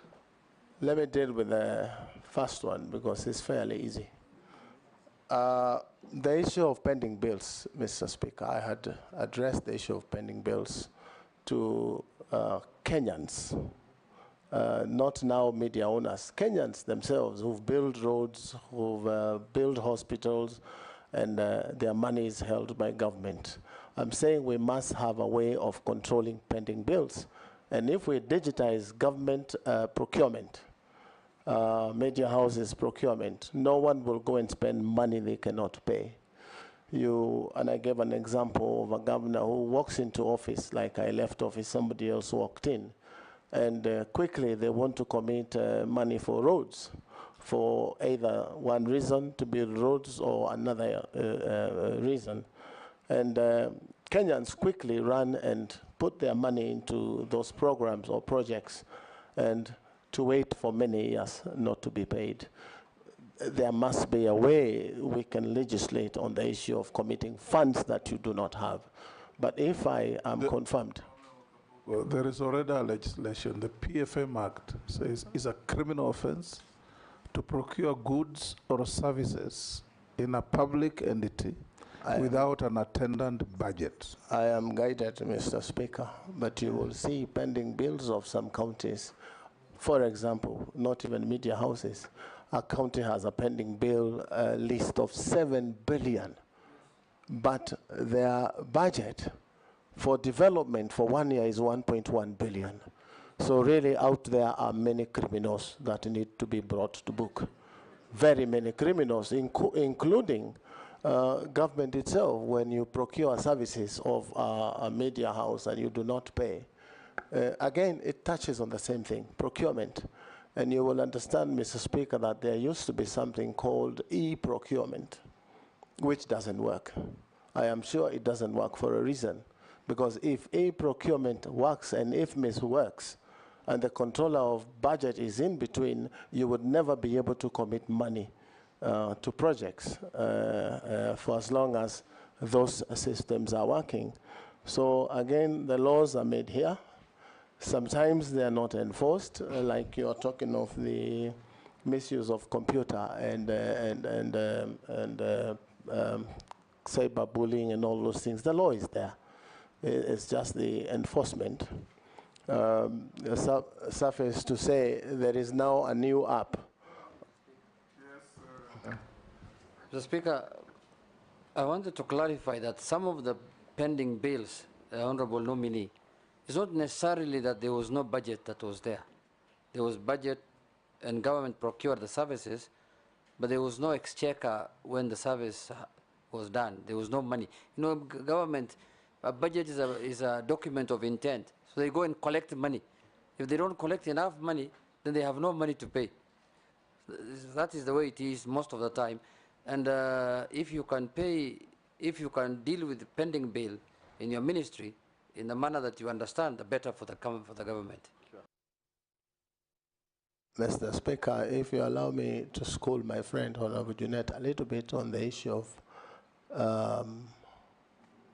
pending bills, is that the money was not there then. But if you look at it aggregately, the total is that if you have closed your books of the year and you have 7 billion as pending bills, and the following year it turns to 9, it means there was no money for that particular project. Otherwise, if it was, you should be able to clear your bills in the successive year. But how you can accumulate 7 billion as your pending bills, even if there was no money exchequer then, it means there was a 6-point-something billion that you spent that you should not have spent. Mr. Speaker, let me ask the nominee this question then. The pending bills, for example, for roads, is 700 billion shillings at the national level now. So does that mean that all that procurement was done without a budget? The simple answer, Mheshimiwa, is as the Speaker says, the PMF Act stipulates how you spend government money. Speaker. So, Dawood, what is it? Can he respond to that first? Yeah, it's regarding the pending bills he's speaking about. I want to ask him, because he was the governor of Kiambu, when he left, what amount of pending bill did he leave behind for his successor? Mr. Speaker, that is an easier one. It was about 300 million, and these were projects running between my the second last year of the term, and we would have been able to pay those pending bills in the following year. But today, I hear it stands to 6-point-something billion. I would not say why. Can you respond quickly? We're running out of time. Go to Mule's question. Mule. Then Raso, then Sharia. To protect Kenya's investors, business, and the Gen Z,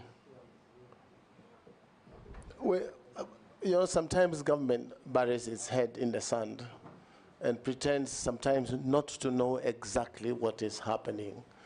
Mr. Speaker, if I'm confirmed and I go to the minister, we should be able to bring these things to light and discuss openly on the problems that face the country. You also asked me why me and not a Gen Z. Mr. Speaker, this country has room for all of us. Gen Zs, millennials, and yourself and I, Mr. Speaker. So that you didn't appoint yourself, so no, you don't have to belabor that. Thank you, Mr. Speaker, for go on and answer the question. Your guidance. Yes, I think I have answered Mr. Mule's questions. Point of order, Mr. Speaker, and I'm sorry to call for a point of order. Who is that? Myself. Yes, Mule. Maybe I can repeat my questions to the nominee because he seems to have lost track of the question. My first question was, earlier you had alluded that you can have a discussion with Starlink. And Starlink, introduction of Starlink in this country will definitely kill Safaricom tomorrow. Yes. And Therefore, the government will lose the revenue they have been collecting from Safaricom, and also the investment they have done on the fiber cable. Right. My question is, how will you protect foreigner investors not to come and kill Kenyans company on the expense of what they intend to do in the country, despite that they are satellite on the river? There is massive investment of fiber cable in this country. Question number two, we are talking about Vision 2030. The emphasis is that the development of knowledge-based economy, highlighting the emphasis of ICT integration in education to enhance productivity and efficiency within the country. How will you use the office, if approved, to make sure that ICT become a key pillar in education sector in this country, to make sure that we don't have this issue we are facing, whereby we cannot leverage on what comes out of the school and take advantage of the concert city as it was envisaged by the Vision 2030. Thank you. Thank you, Mr. Speaker. Honorable Mole, the issue of Starlink that I referred to when I think I was answering Honorable Koichi's question was in as far as we don't have fiber optic and we don't have masts in places like, for lack of a better example, Garissa or one of those places. And masts of aerial masts of Starlink are available. And as we speak now, today, Kenyans are using Starlink. I am told by CA, the regulator, that they are in talks with Starlink on conditions that they've been given to work in Kenya. And I'm sure those conditions will surface in the matter that you raise. It's also important to understand that most of the investors in this field are also foreign, and they are private businesses. As a businessman, where I stand, we should be able to create a fair playing ground and competition for businesses, because again, it will be unfair to protect some modern and innovative ideas from coming into society like Kenya simply because we would want to protect. I'm sure the regulator should be able to find a balance where we do not lock out. I will tell you that from where I sit, I know that Starlink has given a lot of work in Nairobi in terms of connectivity until they do not have the frequency anymore. But Kenyans, as innovative as they are, they're able to go to Meru, buy a Starlink dish and activate it in Meru and bring it back to Nairobi. One is the speeds that Kenyans are talking about, because you will get speeds of up to 200 Mbps on a 2,800 fee, and that is what Kenyans want, value for money. So we should be able to strike a balance on those things. Education part of it. I'm sure that if I am confirmed, we should be able to set out a curriculum that will be used in TVETs, used in the constituency hubs and in the ward hubs as training centers for Kenyans to acquire the necessary skill as one of the pillars in the master plan for ICT and digital economy, and then use the young innovators, the young Gen Zs and others to be able to start their own small hubs where every corner of the country a Gen Z will be involved in digital enterprise for their own good. So that's my take. There was a question from Shuria about the CA tax compliance. I'm not sure exactly what that was. If I can get yeah?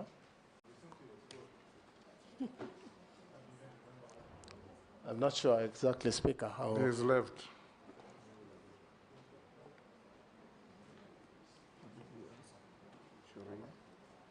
go to the next by Yes, there was Russell. a question by, I think, Mheshimiwa from SACCO. Problem of cyberbullying and attacks, especially the threat on the 20,000 services on e-citizen. Again, Mr. Speaker, this is the issue of control and regulations of what, so that we can create firewalls and things like that that stop interference and hacking of government services. And it has happened in the first world, and we should be able to do that ourselves here in Kenya. So we should be on the forefront in making sure that these services are free from interference from hackers, attackers, and bullies. Rahab, you'll pass. Mishi? Thank you, Honorable Chairman. Honorable Chairman, much of the vital questions have already been asked, but I'll just ask a few of them. My first question is on the internet outage by service providers, which often disrupt businesses, education, and access to critical services, leading to significant consumer losses. If approved, what policies or regulations will you implement to ensure internet service provider compensate users for prolonged outages? Furthermore, how will your ministry enforce service level agreements to guarantee reliability and accountability from providers? My second question, our constitution envisage right to information, and as Parliamentary Service Commission, being one of the commissioners, we have a dream of ensuring that Kenyans can follow live proceeding in our parliament, both the houses, that both in the chamber and also in our committee meeting. We have tried, but we have limited resources. Do you think there is a room for collaboration between your ministry and Parliamentary Service Commission to ensure that we actualize this dream? And my last question is to appreciate and consider the recent completion of the Mombasa to Malaba fiber project aimed at enhancing connectivity. My question will be, what specific programs are you going to put in place to ensure that the local communities can benefit, and in particular, the youth within those counties where we have that project of Mombasa Malaba fiber project, to ensure at least we have like digital literacy and access on online opportunities? Thank you, Honorable Chairman. Yes, nominee. Thank you, Chair. On the issue of internet outage, again, this is a big problem in the country, and every time you call these providers, they have stories that they are not aware. So we probably may need to do some regulations that and ask every provider to be able to monitor outage.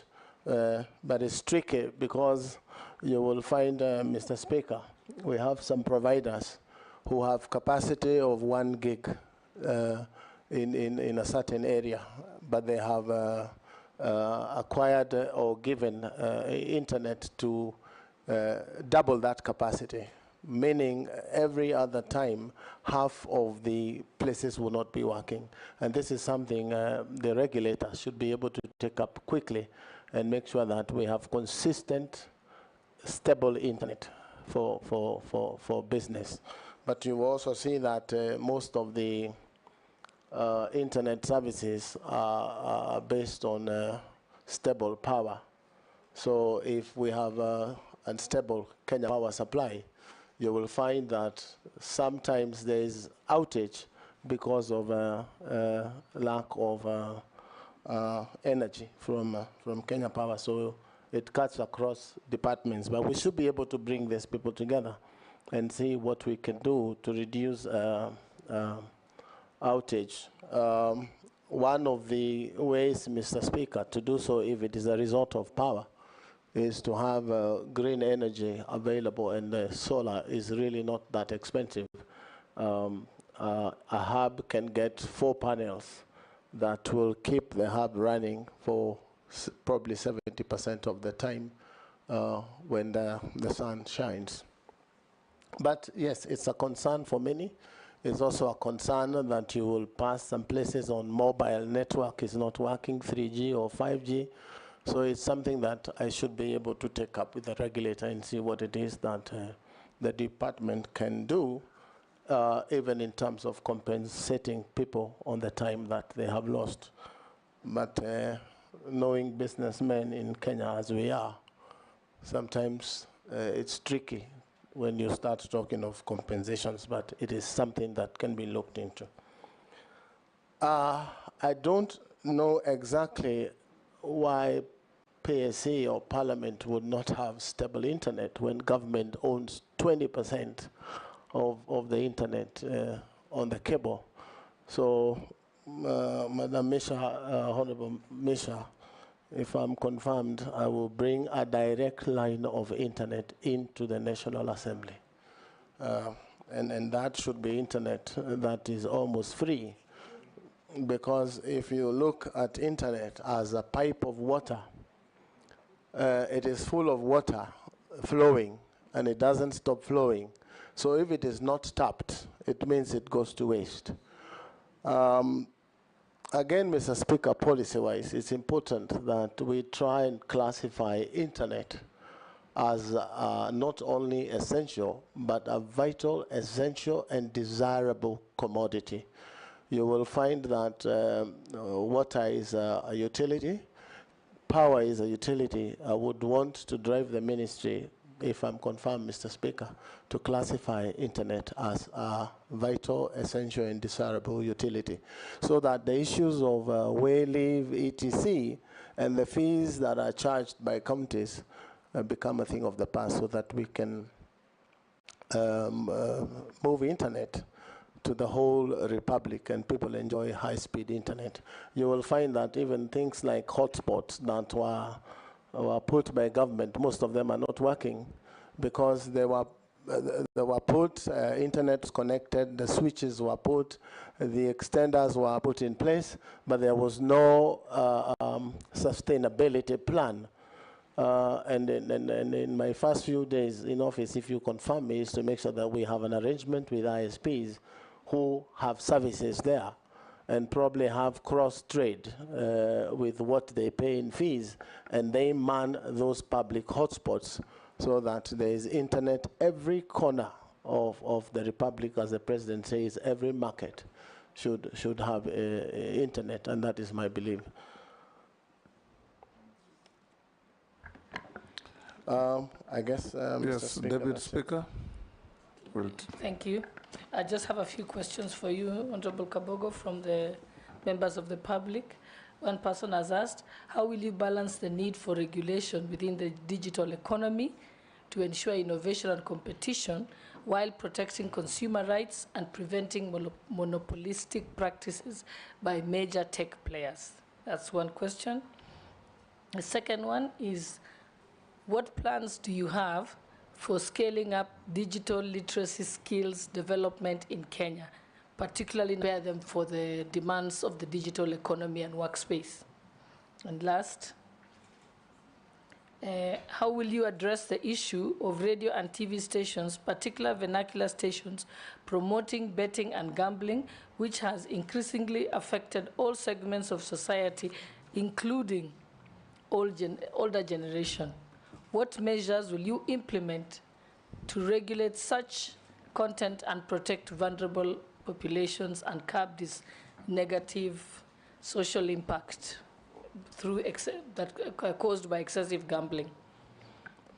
Good. Those are questions sent in by members of the public. Thank you. Let's take one more from Naisula. This is a direct question. If approved for appointment, what 5 key deliverables can the youth of Kenya expect to see from your office in the short and medium term? Mary Masse, you have a question from a member of the public? Yes, from the member of the public. He's saying, digital services require public trust. How would the CS nominee maintain ethical standards in the use of technology, especially in projects that involve surveillance or data collection? And then the second one is, ICT projects have historically faced challenges related to corruption and mismanagement. What specific measures will the CS nominee implement to ensure transparency and accountability in ICT procurement processes?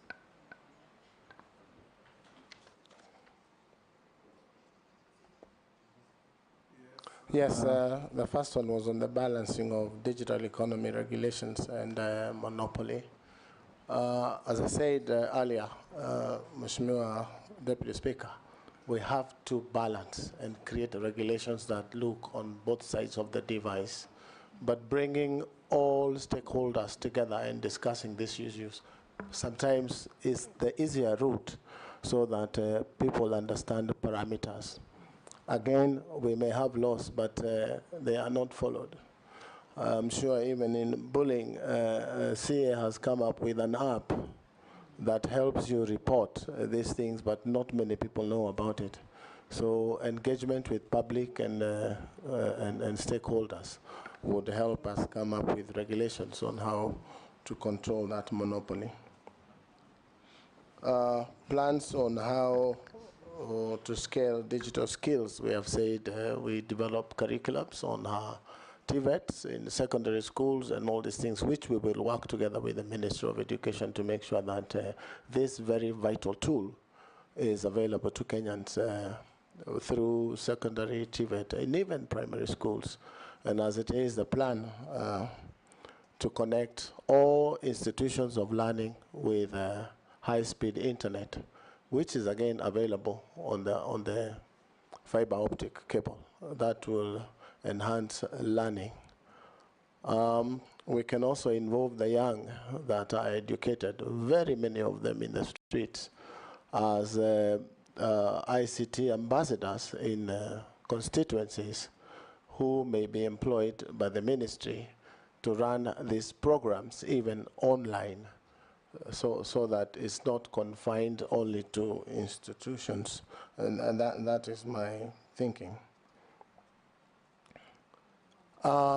Betting, Mr. Speaker, it is a very serious problem. Where you find, without risking naming radio stations, you will find a young man holds a knife to the mother in the morning and asks for 100 shillings. And if you don't give, nitakuduka. And this is betting. I am sure there must be a way of controlling betting in Kenya. It is a big problem. One may not understand because it looks like 100 shillings in betting, which is neither here nor there. But if you listen to what these radio stations say, they have 1 million people early morning putting 100 shillings and hoping to earn 100,000 shillings. If my mathematics are right, Mr. Speaker, that is 100 million shillings in that first hour of the day on one radio station. And what is paid back in total is about 10 million shillings. So we have people making Kenyans poorer every day, and Kenyans have hope in making 10,000. But they don't understand that 100 million shillings has been collected. So this is a thing that cuts across security, ICT, and the freedom of radio broadcasting, etc., that the government needs to come together and stop. We have governments out there that have stopped gambling completely, at the risk of getting in trouble with these cartels because they are there. We need to do something, and urgently so, to control. What will you do? You know, I will call the ministry in charge of security, and this is a security concern. I should be able to move even in cabinet and say, do we think we need to deal with gambling? Because in my view, this is what is happening. It requires a concerted effort of government, Mr. Speaker, my belief. Single-handedly, I will not be able to handle. We have to do this together. Again, talk to members of the public. they have never understood this as a business that helps certain people and not them. They believe that they have a chance of putting in 100 and coming out with 10 million shillings or 10,000 shillings. Also, we could use an approach, Mr. Speaker, where people use token of 100 shillings to buy into government programs like Konza, so that every Kenyan who puts 100 shillings, in a month or so, it has 8% in terms of ownership of 80 to 150 over 2 or 3 months, so that instead of getting 10,000 from gambling, you're getting 10% of your investment at the end of the month. And this is happening the world over in terms of tokenization. People invest in shares. So if we can encourage Kenyans to invest in shares of places like Konza City, you will find that they are putting the gambling money into useful savings in the future. But this is also a culture that, Mr. Speaker, has really grown in Kenya. The gambling culture is a menace, just to say the least. Honorable, I should ask for deliverables for the youth. We are saying we want to involve them to come to these cyber cafes, learn, and engage them to take loans of government. I will be proposing a loan fund for the young, the youth, and everyone, ICT loan fund for startups, where we will lend them LPOs to buy computers, to buy routers, and to have rent to pay. This will move the 1450 burden of building a class in a ward, as opposed to building. They will get the rentals, get skills from government, a planned curriculum skill for them, and then we will win them out to be on their own and make money on their own, because the digital platform right now, I'm told, is contributing about 10% of our GDP. It should be moving to 50%, because that's where the world is. Again, if we can deal with the exploitations that the Honorable Ichongwa talked about, where people find digital jobs can be done, HBOs in Kenya, very cheaply. If we regulate that and make them get a good share of their contents, you will see content creators right now are crying that music played on radios, etc., that money never gets to them. We should be able to quickly deal with that so that they get a good share of the YouTube runs that their content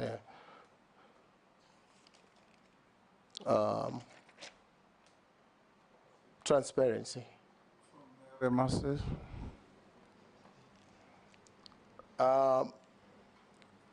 Mr. Speaker, in my mind, where I sit, corruption is a problem again, a problem talked about all over. But if the dealings of government are in the open, for example, there is a portal of the Ministry of ICT and the stuff that the ministry is doing, the engagement with public will put fear in people who plan to do certain things, Mr. Speaker, corrupt dealings.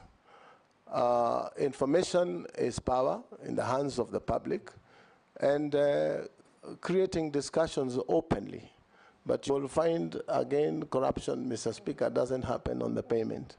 It happens from inception.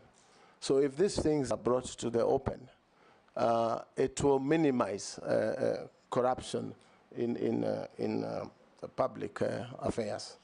So as a ministry, if I'm confirmed, I should be able to say, I will make sure in the next 6 months, if I'm confirmed, Mr. Speaker, that the Ministry of ICT and Digital Economy is completely digital, and hoping that other ministries, because we now have officers, I'm told, Ministry of ICT directors in every ministry, we should be able to get Kenya government services digital completely. There's a lot of talk out there of e-citizen not working. I've been a victim myself, Mr. Speaker, trying to pay discharge fees for land. And it's important for us sometimes to tell the public what is happening to these platforms. And what I understand, and which we should be able to deal with, Mr. Speaker, is that the front end, which is the application to pay, is automated, such that you can do that in 15 or 5 minutes, so to speak. But when the application for discharge goes to lands, there are files that they have to go through manually to be able to generate an invoice for you. So we've done half the automation. So we should be able to tell Kenyans how progressively we are doing in terms of automating end to end. And I'm sure that can be sectionalized in every ministry that is giving government services. But getting 20,000 services today is not a simple thing. So I'm thinking if we all digital a country in terms of government services, it will be easy for everyone. Even for members of parliament, where they want to know exactly what is happening in every ministry, and those portals are available for read only. You should be able to know from the ministry, even as opposed to you asking a question from a minister, you should be able to know exactly what is happening in the Ministry of Sports in terms of their development programs. So, Mr. Speaker, it's a journey that is worth taking, and we are equal to the task as government service providers. Mr. Speaker. Mr. Speaker. Yes. Probably just correct, Standard Media have put out that he said 1912 is when he started using computers. I just want him to clarify on record so that Standard Media doesn't play around with it. He was born 1912. Yeah, I know. I know. He's only 60. He was born in 1961, but Standard Media have said he started using computers in 1912. That's what they have reported. So we need to, he just needs to just say it. Mr. Speaker, I had said earlier that I had issues with the Standard, and I took them to court and made a little bit of money. So surely, I was not around 1912. But if they don't withdraw, I shall do what is necessary, Mr. Speaker. I thank you. Or simply tell the country when you started using computers. Yes, I had said here, and it's on record, Mr. Speaker, that it was 1992. Yes. And I remember it very well. That's because what that time Somalia had just gotten into problems. Where did the Standard pick 1912? So probably he had 12 instead of 92. We just encourage let's not escalate it. We encourage you, gentlemen of the media, be as accurate as you can in reporting what is going on here. Because Honorable Kabogo didn't say 1912, and if he did, I would have stopped him. Because that would have been a crude misinformation. Honorable Kabogo, there's one more Kenyan called Muhuyo, who says, ask the nominee how he will ensure free, fair, and precise election by ensuring counting and release of result is fast and accurate, like in the US, where results for over 200 million voters is released in less than 48 hours, whereas here, we just have a less than 1/8 of the same. He's also, of course, not factually correct, because we know the case of Florida in the US, yes. But you can answer.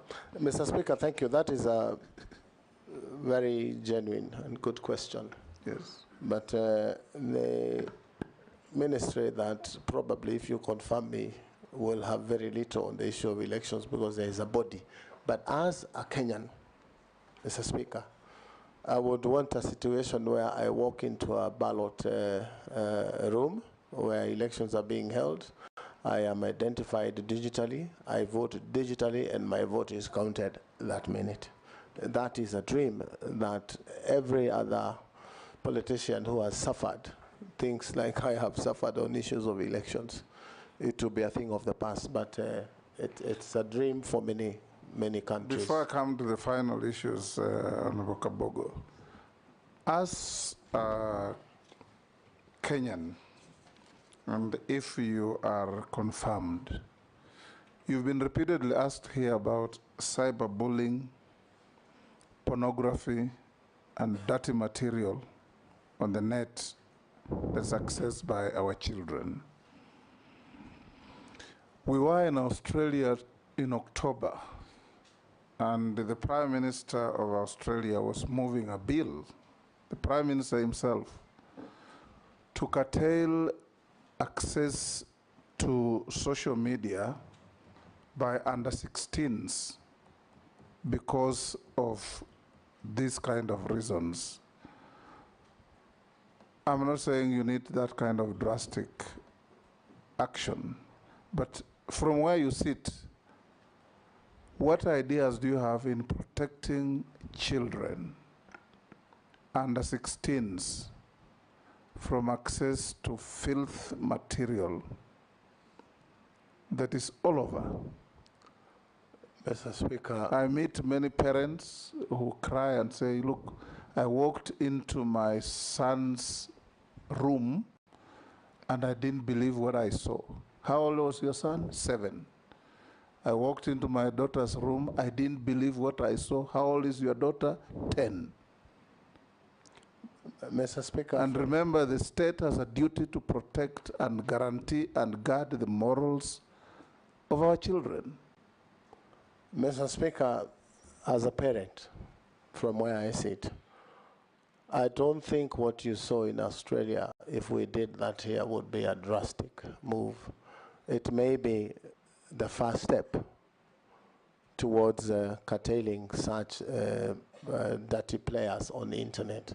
The other thing is create very strict regulations for people like Facebook or TikTok, because they are on platforms, so that Kenya has a negotiation and an agreement with those platforms that they cannot do this, because even doing the law, as Australia is planning to do, enforcement, Mr. Speaker, is one challenge. But I would prefer to recommend to Cabinet that such a law be put in place ASAP, because what is out there is really shocking.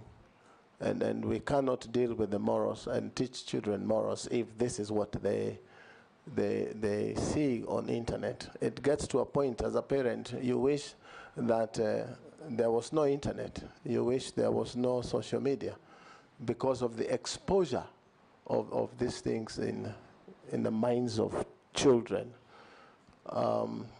So it's a bad problem. It's worse than gambling. It is really bad. And as minister, if I'm confirmed, Mr. Speaker, I know there's a lot of money that these companies spend to stay afloat.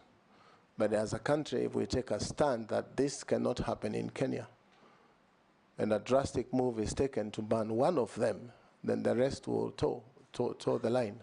If you see the debate on TikTok and between America and China, you will see that money is really moving, but something positive is about to happen. So as a Kenyan, a parent, and probably as a minister, is something that is really concerning about what is available there. You cannot even face your children in your own living room because of the material that has come to their heads. And you will see a family that has a boy and a girl of probably that age of 7 and 8. Your guess is as good as mine, Mr. Speaker, what you would see them do. And it is killing for a parent to be able to deal with such a thing. Thank you, nominee. I will now ask you a few other questions. You told us how hardworking you are and how much money you have made. What is your net worth in terms of assets, houses, Mr. land, Speaker, cash, and bank? Residential houses, Mr. Speaker, my total net worth is about 700 million. Movable assets of about 40 million, Mr. Speaker. Land and farm, about 756 million, Mr. Speaker. Cash and current assets of about 64 million, Mr. Speaker. Beg your pardon. And interest and shares in companies, approximately 1.5 billion. So a total of about 3.01 billion, Mr. Speaker. Yes. Conservatively, Mr. Speaker. Conservatively, yes. You are worth over 3 billion. That's what you said, yes. Thank you, Mr. Speaker. Have you ever been convicted? Yes, Jeanette. Mr. Speaker, when I listened to the presentation on the issue of net worth, the nominee said he has a movable assets. I suspect that should be vehicles and such things. Yes, for Mr. 40 Speaker. million shillings. Yes, Mr. Speaker. Only? Conservatively, yes, sir. Yeah, I saw another vehicle that looks very ugly. I thought that alone is 40 million. The one that looks like something else on the road. You remember? Mr. Speaker, vehicles get devalued almost up to zero, accounting-wise. And you know the prudent rule in accounting, you anticipate both losses and profits. So, yes, it could be about 40 million. Yes, Murugara? It is said he also owns a chopper, and I don't see it anywhere here. A chopper. He actually owns, it's a movable, no. Mr. Speaker, Yes. it is true. I had one at some point when I was a young man. What happened to it? And I could fly it myself. I'm a pilot myself, Mr. Speaker. So when I couldn't... It's part of the 3.06 billion. Yes, it's part. Have you ever been convicted of an offense in a court of law? No, sir, I have never been convicted. Have you ever been adversely mentioned in any parliamentary committee report, apart from the cited documents? No, I have never been mentioned, Mr. Speaker. Do you hold an office in a political party? No, I don't, Mr. Speaker. I resigned from Tujibebe when I was nominated by the president. You nominated a caretaker? Not as yet. The party is going through the process. Have you ever been dismissed or removed from an office? No, sir. On account of contravention of Article 75 of the Constitution? No, sir, I have never been. Okay. Have you ever been adversely associated with practices that depict bias, favoritism, tribalism, nepotism in the discharge of your duties? No, sir, but a couple of years ago, I was taken to court on hate speech, but I was acquitted of the charges. That's like nine years ago that I had said something in a Thika stadium that was not pleasant for political opponents, but I was taken to court and I was acquitted. Was it tribalistic or nepotistic? No, it was not tribalistic. It was just political statements. Right. Thank you. We now come to an end with you. Make sure you collect your documents that have been cross-checked with what we have and found to be in order. There was a bit of memoranda on you. We've seen your responses and they are reasonably satisfactory. So unless you are lawfully held, thank you so much. You are discharged to thank go you so back much, to your Mr. Speaker. businesses. And, members of the National Assembly, asanteni sana. Thank you, Honorable Kabogo. Members, we'll have a 10-minute break to allow the clerk and his team to